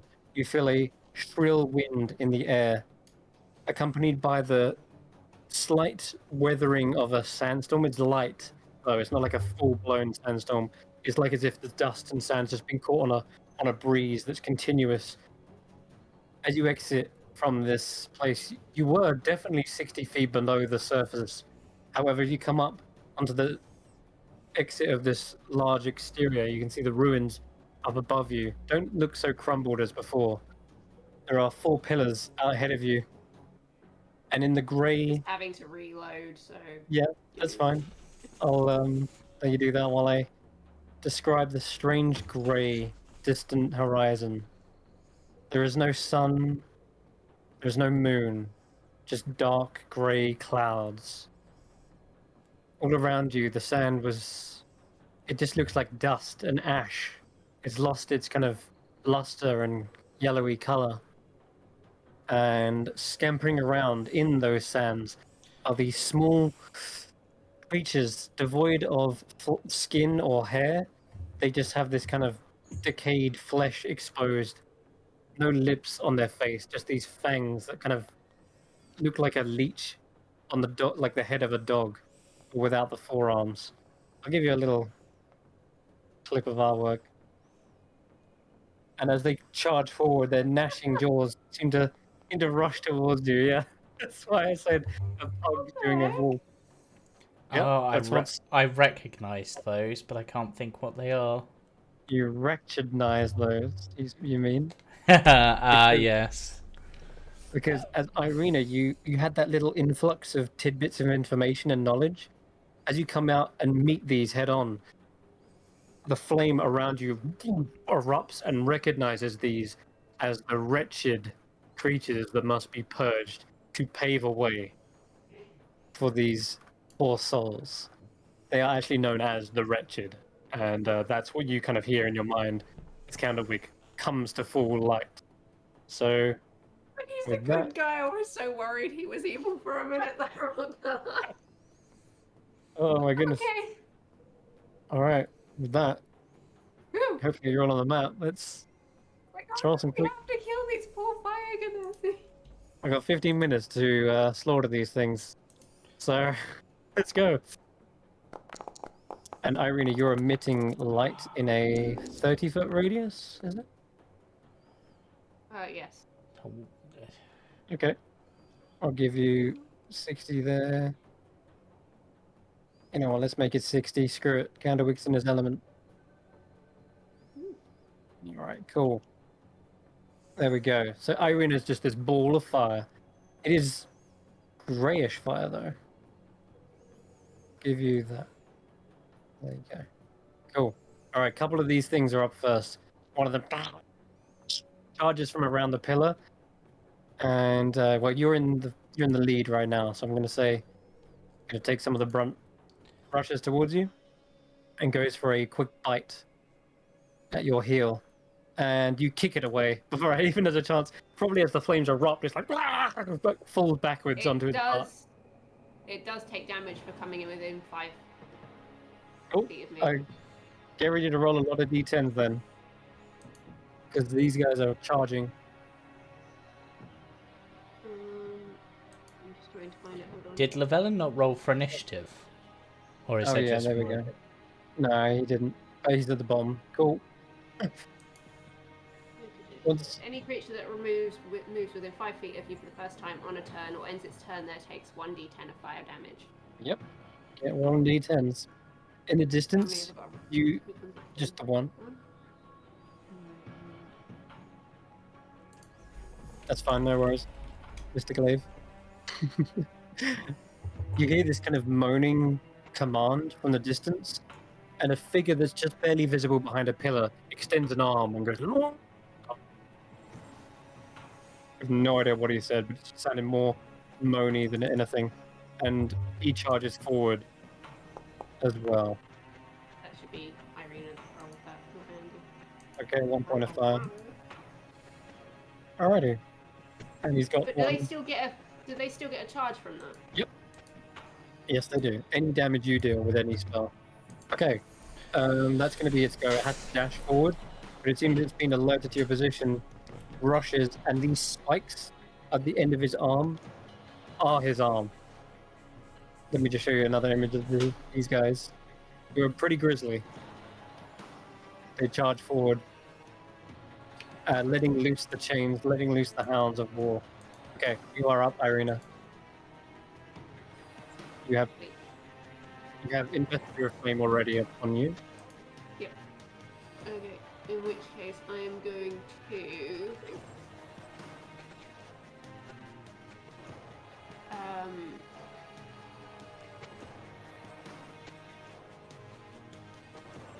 yeah, I'm gonna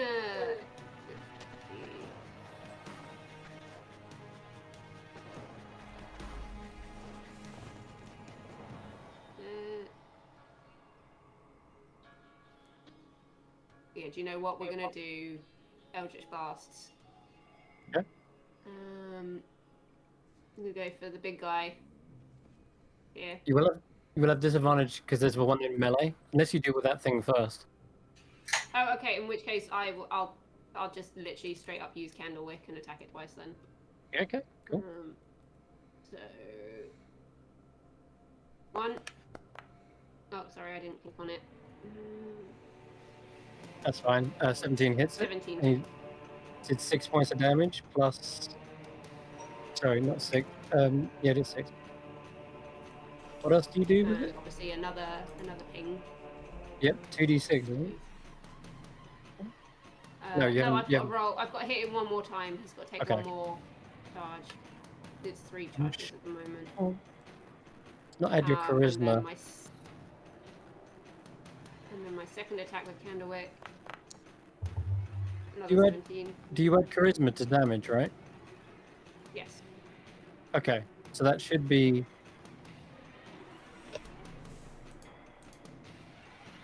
Okay, it should be. I think it's added your dex for some reason. That's fine. We can fix that. So we actually did 6 points of damage. No, sorry. 4 plus 5 is 9. 9 points of damage actually kills this thing. So Okay. it just sliced straight through it, and the candle burns at both ends. It seems because you split it into pieces, and both ends literally burn, and it falls to the ground in flames and smoke. Okay. Okay.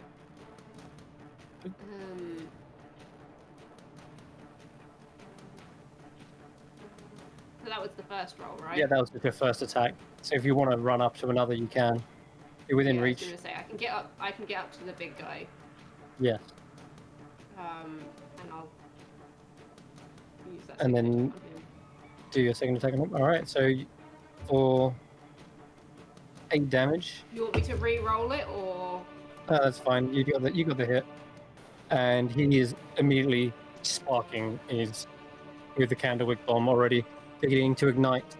In addition to that, because you moved up to him. Oh no, it's when he moves into your space, isn't it? well, if Still. they end their turn? Yeah, gotcha. All right, that'll end your go.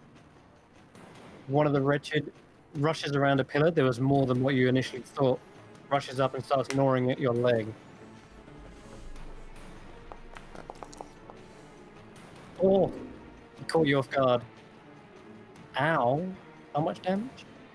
22. 1d10 piercing damage. Or at least it should have been 1, but it's done 2. Oh, it's a crit. That's Yes. why. So the crit, really nasty. These things are like a... What are they called? Like a lamprey eel. And they latch onto your leg and rip out a chunk of flesh. They're Sturgis on does. steroids. They are. It takes 10 points of fire damage as it comes Oh, into does it? range. That burns Yeah. it and kills it. Immediately. They've only got 10 health. It burns off immediately. Just being biting into you Technically, with... does that happen before it attacks me? Because it moves into my area to attack me, and it just goes. All right. technically. Yeah, no, we love technicalities here on this show. It because literally that tries saves to life. bite into my flaming leg and just dies. Yeah. It would have got a good bite. It was literally about to go for like the Achilles heel, and you knew that would have hurt had it not been for Candlewick in an absolute fury. Fair enough. Explodes out and just sends this thing rolling away in in fire. Dead. Cool, that's fine. Cool. All right. Andy. And Well, if Hop I mean, I'm investigate. guessing I can see in here. If you can see with your token, you should be able to see everything. Okay. Irina is a beacon of fire right now. Over here, and I can see this little bod. left there. That was that 10 on the 10.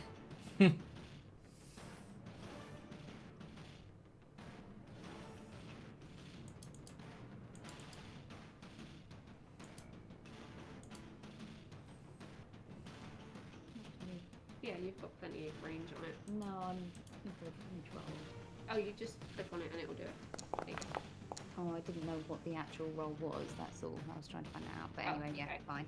There we go. 11. As you try to It would have shoot been 11 on this guy here. on this the one, left. its little short stature rolls forward over one of the dunes, and your arrow scoots over the top of it. Looks around like a blind mole, and then continues running, scampering forward. It is supposed to be a small creature, but okay. So that's a miss, unfortunately. Anything else? Well, no, well, I need to go to bed in 5 minutes as well anyway. But yeah, no, Okay. I'm not going to do anything. All right then, Kashan. You can hear the fight going on up ahead. You're not far behind. You can rush up that tunnel. Feel Yeah, lighter, that's fine. strangely. I will rush towards where Irina. No, you're on fire. Yeah, be careful. I don't The want. Candlewick bomb doesn't hurt you, but that doesn't mean the other things won't. Right, let's give you a little thing. So I can see the other two creatures, can I? Yeah, if you can see them, you can see them. It's Wait. Irina's giving off a lot of Hey. light. Thanks A to lot. that little speed buff. Bloink. You actually do. That's great. Cool. So first attack.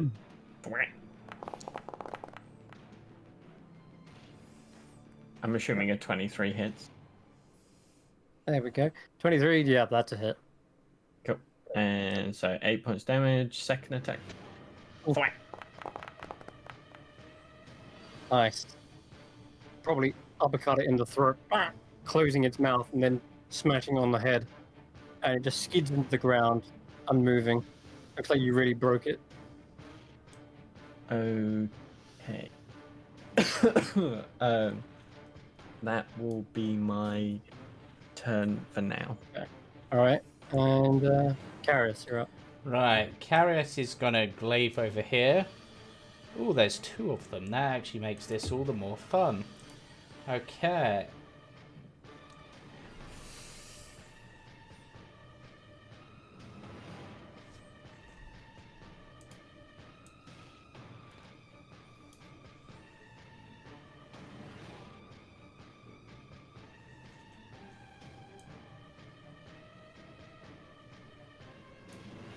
No, not going to work.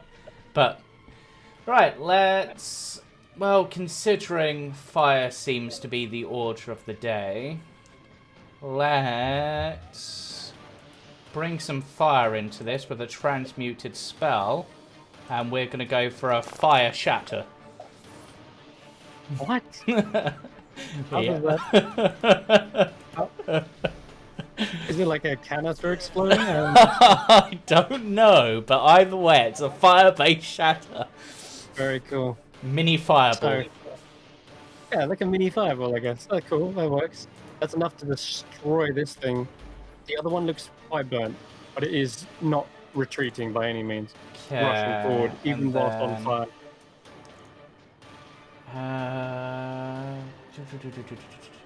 And then, you know what? I think I still got that. I didn't get rid of it right yet. Okay, then I'm going to spend 2 sorcery points on top of the one I've just spent to quicken a spell, because why not? And let's go... Actually, I should have 1 more sorcery point than I do, so put that up, because that would have gone up when I leveled up. And we are... I think he's in range, so... We'll do a quicken, and we shall quicken a vicious mockery. Vicious mockery. What do you say to it? How you must be terrible at tea parties. You're just gonna drop all the cups. Oh, dude. It looks at its hand. Rushes towards you, even more fury in its eyes. Just as you're saying that, though, you look down and a little nibbler has rushed up to you. Tries to gnaw your ankles. Oh, you kind of hover up above it just in time. Let me just check something. Does that only activate on a hit? I think it does, but let me check. Another one's coming for you, Irina. Roll a d10. 10. If you one-shot it again. 7, almost. But it gets through. Rips into your other leg. And I need a concentration check from you. It's already rolled, I think. Or no? I thought I'd auto-rolled them. I think it just means, it's just a reminder. So roll a concentration, i.e. con save. What, me? Yeah, to Yeah, maintain exactly. investiture. Though I... Concentration? Yeah. Isn't it? No. Yeah. No. No, it is. And it did auto-roll it, because it's... Okay, you're good. Yeah. All right, so one of them's grabbed onto your leg, won't let go. Llewellyn, you're up. Right. So, what are we seeing here? How many on the left? How many on the right? There's 2 on the left, 3 on the right. Okay. Do some damage, and I'm gonna make them go around. I'm coming over here to see better. I'm going to create a wall of fire straight down past Irina through these enemies. From the wall downwards. From where I'm stood the wall. It's gonna be a bit awkward because obviously I'm on a really... I'll help you then. Yeah. I'll just quickly roll a dex save. And I think this one's definitely dead, regardless of what it rolls. As for the other creature, tries to jump out of the way and does so pretty well. Also, I just realized... Yeah, half that damage. thing probably dead. So I'll roll the damage. Apparently already I'm done already concentrated, but okay. That's because I've already clicked it for you. So it took 10 fire damage. It's pretty burnt up, pretty charred, but still standing. And there's a wall of Um, fire going 30 feet downwards past Irina, facing outwards. Okay, gotcha. Slap that down in a second. Other than that, anything else? There's nothing really I can do. Okay. So yeah, that's my turn. All right then. It is one of the other creatures goes. It's the one right next to Carius, I believe. So it's going to rush up to you. Try to. Are you flying? You're not, are you? Right I'm now? just sort of hovering. Okay. All right, then it tries to reach up to you and uses its arm spikes to hit you. Let's see. I mean, or I could try and grab you. I mean, you are hovering. So you know what? Let's go for an embrace. Ow! Ow!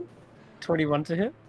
Yeah, well, you know what? I don't like that, so you know what? I only get to do this once a day, but I'm doing it anyway. Destructive Wrath. I want a deck save from... No, that's not the thing. It's Wrath of the Storm. Deck save. Okay. Deck save. Coming right out. So you get struck by lightning. Okay, cool. 2d8. Oh, it's looking injured. It's one of its arms blasts away as you lightning it. However, it still has 4 more. All of them grab onto you, digging into your back for several bits of piercing damage. But that's not even the worst part. As it slams into you, you suddenly feel a cold sensation creep at the back of your mind. It's like an image of your family, one by one, fading away. Not to the dragons, but to a even greater threat, an inescapable one, time itself. They just seem to fade away, dying, fading and growing old and passing away. Excellent. That Even- plays perfectly into my next move. I'm doing next turn anyway. The fear effect, it works for me perfectly. Okay, so that's psychic damage. It's gonna. You feel it's part of this grapple. As long as he's held onto you, that grip around your mind is still present. Yep. Okay. The bottom of the round, one last little wretch is gonna snatch its way over towards you, Kashan, and try to bite into you from behind. At disadvantage. Yeah, he misses Oh. anyway. Straight after that, a shadow over the top of the battlefield flies by. Almost silent at first, but as you become aware to its presence, you look up and see this creature has spotted all of you, and it lets out a kind of a bat-like screech. And you see this thing flying above you. And although you can't really see it from this angle, as it turns and goes around again, it looks for a moment as if there was a figure riding atop of it. But it was hard to spot initially. But that's what you see. Whereabouts Okay. above us is it currently? It is. That's a good question. It is currently 90 foot up. Okay. It's fine. Okay. The Richard over here. He's dead. The Lost over here. He starts his turn in your fire, so you can roll another d10, Irene. Or is it at the end of his turn if he stays there? And If you You're and the stat. muted, but it's at the end of his turn, I think. Yeah, it's at the end. It's if he enters the area or ends his turn there. Okay. Because you entered into his area, he's not immediately taking damage. Okay. All right. He's gonna try and do the same thing he did to Carius. Brings out all 4 arms, tries to wrap them around you. Oh And god, I hit the wrong thing. yeah, you hit. That's okay. Ow. It's alright, I've undone that. 23 to hit you though, Arena. Oh no! Do you have anything for boosting a con save? I don't know. Or re-rolling a save even.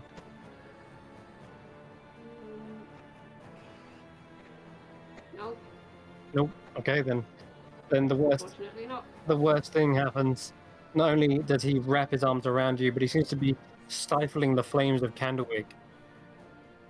The image that flashes in your mind is probably the library burning down and everything just being lost. You're not worried about the repercussions because you're older now. You're not in the mindset of a child. You think to yourself, "My God, what a loss of knowledge! What a loss of arcane teachings! Everything burning to ash. The entire library, not just one section of it, but the whole library burns to ashes in the moment of this thing embracing you. That is its go. It's yours, Irina. Put out the flames." Yeah, that's annoying, that is. However, Um, it did end its turn in my flames. Yeah, that's true. You can roll all of fire again. I think it's 68, I believe. Yep, go ahead. Oh, I'm doing the wrong thing. 8d6. Yeah, please. Remember. I think it's 86, so I'm just gonna quickly check, but I've rolled it for now. 5d8. Was it 5d8? Oops. Alright, I'll you fixed I'll that. quickly do that. 8d6 is like fireball, but it's almost the same. Similar. 22. Alright. Anyway, Irina, what do you want to try and do? He's grappled and restrained you as well. I think no, just grappled. And you are frightened of it as well.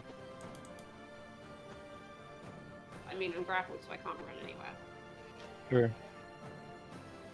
Can't attack yet. You can attack it, but it will be made with disadvantage. You can still do your best to hack into it. No, but I'm frightened of it. Yeah, you can still attack it. Can I? Yeah, frightened just gives you disadvantage whilst the object of your fear is within line of sight. And you can't move willingly towards it, but it's hugging you, so... Okay, in which case, if it's got me sort of grappled, all I can imagine is kind of like I've kind of maneuvered my hands, and I'm just gonna Eldritch because it's a disadvantage anyway. So You're right. Yeah, why I'm not? almost gonna like grab it and literally just release them. Eldritch blast to each side of the head. Almost kind of like, you know, like a defibrillator kind of situation. Yeah. I'm just gonna. Yeah. I like to think that because you can do 3, like you do the 2 on each side and the other one you just somehow fire out your head or something. So just blast him from 3 sides. What do I hold for? Oh no, it's not gonna do it on this, is it? Because I've got the wrong keyboard. It's normally control, but I will just try roll it. 2. It probably won't work on that, but you can try it. No, it's not working. So I'll have to roll it twice. So that's a nat 1 on that one. Okay, well then the first one misses regardless. And then you Oh, draw it's a 23 2. on the second one. Okay, nice. That's a hit. Oh, but it rolled twice, so you need to put 10 on. Yeah, I will. It would have taken 20. Just getting this wall of fire in position. It's not... So that's 2 triggers on him.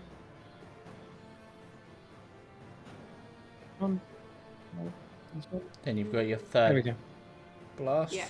I'm just waiting for the screen to stop fiddling around. Okay, yep. It's a 26. Ouch. That's a hit. And then What again, do you one want goes to- on. Oh, yeah, it does. Roll another 2d6. Another 6 points. Ooh, alright. Oh, looking rough. That's what I'll say. The limbs are burning and charring away. The flesh on its face is sloughing.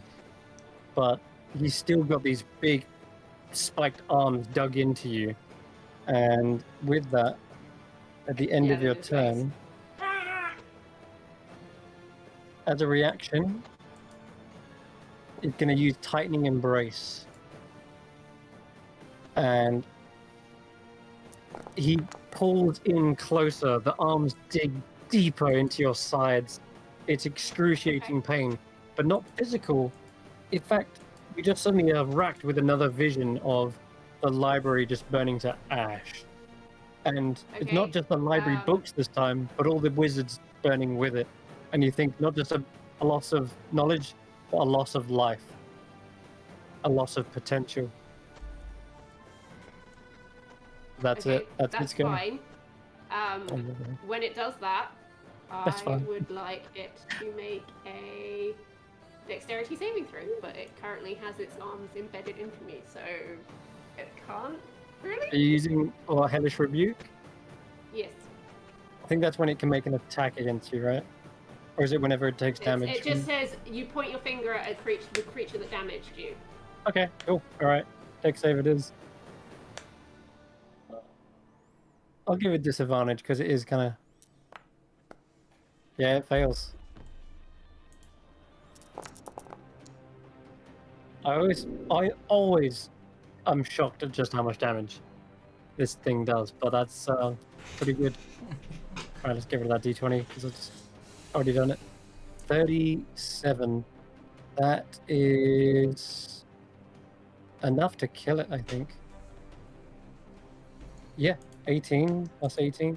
Boom. Oh my god, describe to me how this looks as it tries to dig into your mind. What is your Hellish Rebuke? I can imagine it's almost a case of obviously it brings up the memories from the library, and obviously the library going up in flames. Irene is angry at the loss of knowledge. Candlewick is kind of like, no, you don't get to take one of the pivotal moments in my life and make it bad, and then he just kind of Erupts. It's... If those flames Which were it comes, stifled like- before...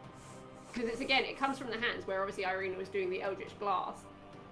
But I can imagine Candlewick almost goes through the already injured parts and blows him from the inside out. Oh god, no. It looks like he's just been self-combusting. He damaged your The mind, body- so you blew his. The rest of the body slumps away. The arms pull out of your side. You look down, there's a bit of blood, but it's not as grave an injury as what you thought it was. Seems he was really just up in your head more than anything. Okay. Mm-hmm. You can move if you want to. You're no longer grappled. Well, no, it's not my turn, it was a reaction. Yeah, but he used his reaction. On your turn, so it's not at the end of your turn. Oh, okay, yeah, in which case I will absolutely use my movement. There's, like, obviously I can't see around the area. Not as well. Who seems like they need help? Like, obviously I've got dark vision, but there's pillars and stuff on it. Probably you heard a cry from Carius. Probably experiencing very much the same psychic defiling. You'd also know that Karis generally has ways to get out of things like that. True. Well, bit quick. By your 'cause choice. I'm moving on. I'm gonna go there. And did Andy tell you what she wanted to do on her round? No, she did not. Okay, I'll tell you what. I'm going to try and do what she was going to do before, and shoot that one that's at the heels of Carius. So, another shot with a short bow. Fires. And I got just as bad luck as she did, I'm afraid. And another crossbow bolt sinks into the sand, just shy of it. If it had a tail bigger than a nubbin, then it probably would have hit it. But it's just this little stump. Okay. To be fair, it's basically a really ugly butt with legs. It's a butt. Yes. With teeth. Yes. Alright. Come here, big birdie creature. You're exactly coming near me. It's what I want. My turn? it is your go, Kashan. I'm just getting him into position. Go ahead. Because he was up above, so. Gotcha. So I'll smunk this one next to me. Mhm. Yeah. Oh god. You crush it with your quarterstaff, just splat. It twitches a bit, but it is very dead. Okay. Bonus action, step of the wind. Punch the big one. Hi. Yeah. You've also... And thwack. And as Step of the Wind, you can also... You can't disengage as well, can you? Because you've used it for dash. I don't need to. Constitution saving throw, please. Oh boy. It was... Yeah, Constitution saving throw, and then do a... I should fail. Do a 5-foot step to the right, because actually, to be honest, I think you're going to get hit by what I do next anyway, unfortunately, Okay. but shouldn't Is do it much. a deck save? No. So, as it's going to get stunned, it will use its Tightening Embrace because it's when it takes damage. What do you think about it? I mean, it's stunned, so... Takes damage. It takes damage and is stunned from the effect. You can't take reactions when he's stunned, can you? No. No. No. All right, you know, it's just about to grip and tighten into your mind. One inside your side of your head, one in your shoulder, another in your side, on your flank. And just as it's about to do that, Kashan comes out of nowhere, whacks straight across the head. It literally, you hear a click as if you would have broke its neck, as it's kind of gone around more than the neck should go past, and it just suddenly clicks around back again. You can see a bit of bone sticking out of its neck, and it's also just gone limp. Its eyes just staring off into nothingness. You've still got an extra attack, I think, or have you done? No, that I've used my bonus action for Step of the Wind. Okay, that's your go. This strange winged creature was about to fly down and do something. Seeing, however, this thing is just kind of like limp, dead. There's only one little creature left other than it. It simply circles around the battlefield and then takes a dash action to swoop off in the distance. It's going south. Come at me. It's going southwest. Can I try and look as tasty as possible? You can try and look, but it doesn't seem to have eyes. Once again, it seems to be more like bat-like, if anything. You need maybe to if it sound did have eyes- tasty. Yeah, I'll just be like, oh no, help me! I am slathered in barbecue sauce. That caramel cake from earlier. No, this will It work. doesn't. It seems to swoop around and ignore your cries, and just swoops off closer into some sort of distant mountain range. It's more like a canyon, actually. Karis. Right, Karis is going to reach out and grab Kashan because I just realised I can take him with me on this. He is going to once more, because he's trying to get into the theme of things with fire for this, because, you know, it's Candlewick show, to be honest. He's going to transmute spell, and he is going to transmute Thunder Step into Fire Step. Nice. Okay. I don't know why that's asking me for the con save, but because it targets from yourself, so it's being stupid. Yeah, that's why. But yeah, Okay. so I will roll the 3d10 fire damage that each of them will take, and I'm... If you can... It didn't ask you for, like, a selection of an area to go in. No. Okay. I think... Alright. Yep, and then I'm going to take me and Kashan... Oh, now it is. Okay, so select an area you'd like to go. Or at least drag your token to it, I think. Like, I was going to literally go, like, the maximum 90 feet down. Might be a... Oh yeah, there's a bit of a... Why? Yeah, Why there's you a take me pillar in the out way. to fight? Because I've probably just almost obliterated those, and we were going after the big thing. Seeing if it would come back now that we're by itself. Come back here, you cowardly bat! All right. Let me see. Is there anything else on your screen? gotta I do can to see. get No, I can see a big orange thing. I can see a little red thing. So that red thing is the damage in the Yeah. radius. The bigger one is your selection of Yeah. where you can teleport to. Yep. Don't know if it's done it all correctly, but Yeah. that'll do for now. I will roll deck saves for these. Or is it Come. Con it is. Con. The loss The succeeds. lost has succeeded. So it takes half And damage. The wretched natural one immediately explodes, leaving nothing but charred ground. It's like a little crater where his butt was. I want to say that the sound of the explosion as Karish disappears in this case is just Llewellyn, finish it off. Okay. Llewellyn, you have a stunned creature. It's still got all four arms, like gripping, nothing in the air. Its head tilted to one side. And it's been damaged. Yes. I'm gonna try and toll the dead it. Okay. That's Told wrong they spell. did. Ooh. No, that's a fail. All right, 16. Ooh. You Did that nearly only- make it. Nearly. That- All of its well, that arms only fall off. It rolled d8s. It should have been 3d12. if it's Oh, damaged. okay. Yeah, you need another Toll the Dead in your sheet, which does D12. Go ahead. Which one's the... Just try rolling 3D12 instead. I just realised I have that as well. No. Was even worse. It's That's still very lovely. much. It's still in its last legs, so quite literally, you see all four limbs drop away like snapping bone, and it's just standing there. Just a head cracked to one side and a torso. Go ahead, Llewellyn. Do you want anything else?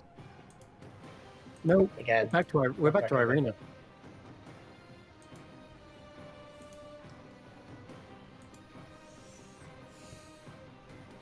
Oh, you're muted.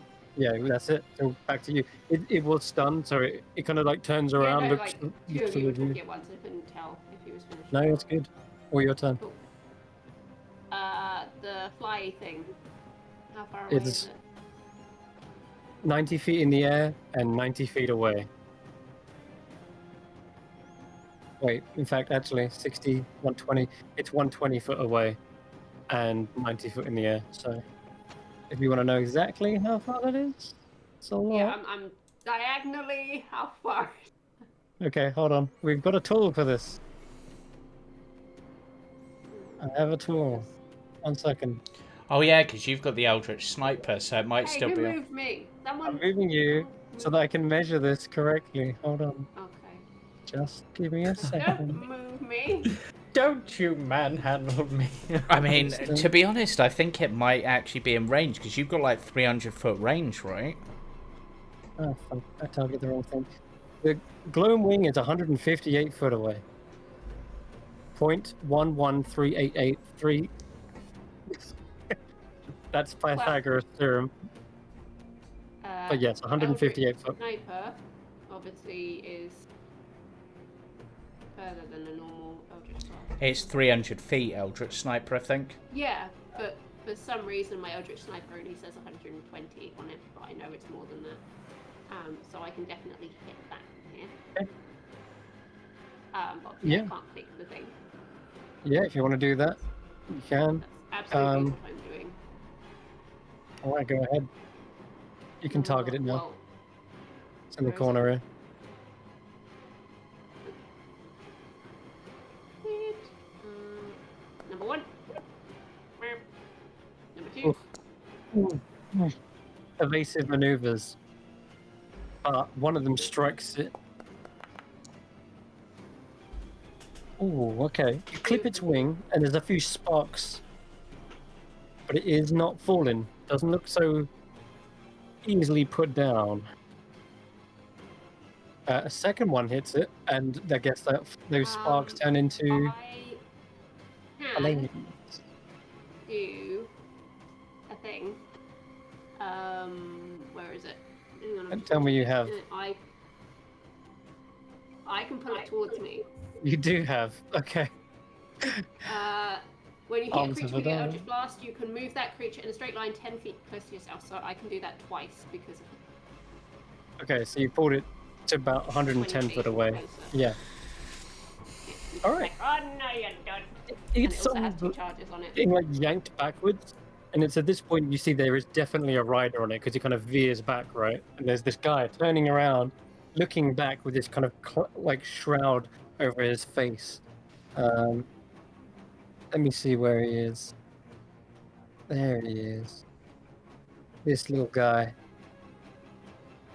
He turns around and then he pulls back the shroud and takes a good look at you, and he seems to have a skull where a face should be, and he pulls out a scythe and just swings it, and it hits the actual mount as a form of like maybe whipping it to go back into its direction, but it's a scythe, so he actually just stabs into it. This guy. Damn. All right, that is your turn. I think Andy's gonna have the killing blow on this thing then. He's been trying to hit this thing with a short bow shot for a while. Short bow, rather. And with advantage, that will finally hit it. And it was on no health whatsoever. So even if you want to do Psychic Blades, it's a kill regardless. The final shot, straight between the eyes. Creature falls to the ground. Limbless. Lifeless. And Kashan, it is your go, unless you can teleport 110 foot into the air.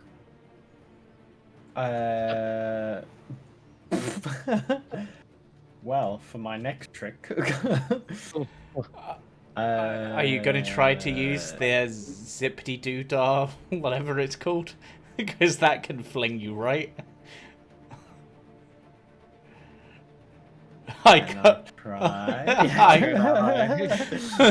It's very unlikely you can reach it.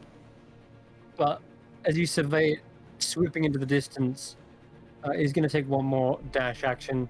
Oops. I'll just run as far as I can underneath it. Okay.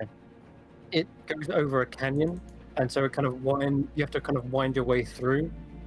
This thing disappears down behind one of the canyons and then around past another giant rock formation, and it is out of sight and potentially another 120 feet away.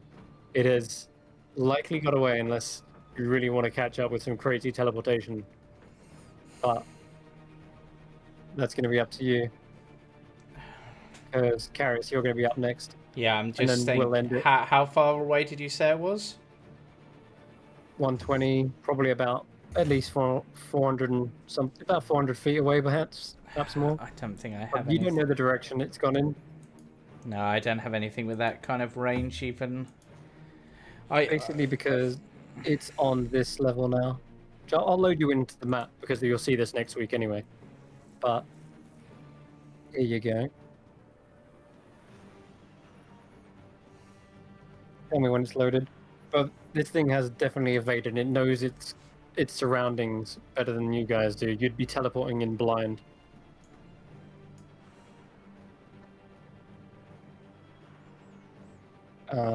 Just tell me when it's loaded. I think here's a good place to end it anyway. Yeah. If you do want to pursue it, that's fine, but we'll pick up it on next week's. Yeah. So, Right. with that, the smoldering bodies lay around you. Candlewick is simmering down, the heat beginning to concentrate back to the 7 tips on your fingers, the 7 that it counted within that room behind you. A duty is still yet to be fulfilled, apparently. It's still that sigh in the center of your chest. But this place is strange. Doesn't feel like you're in the Claude Coast anymore. And whatever those strange effects were when you walked through that shadowy veil, they seem to feel like they're a part of you now, whatever that means.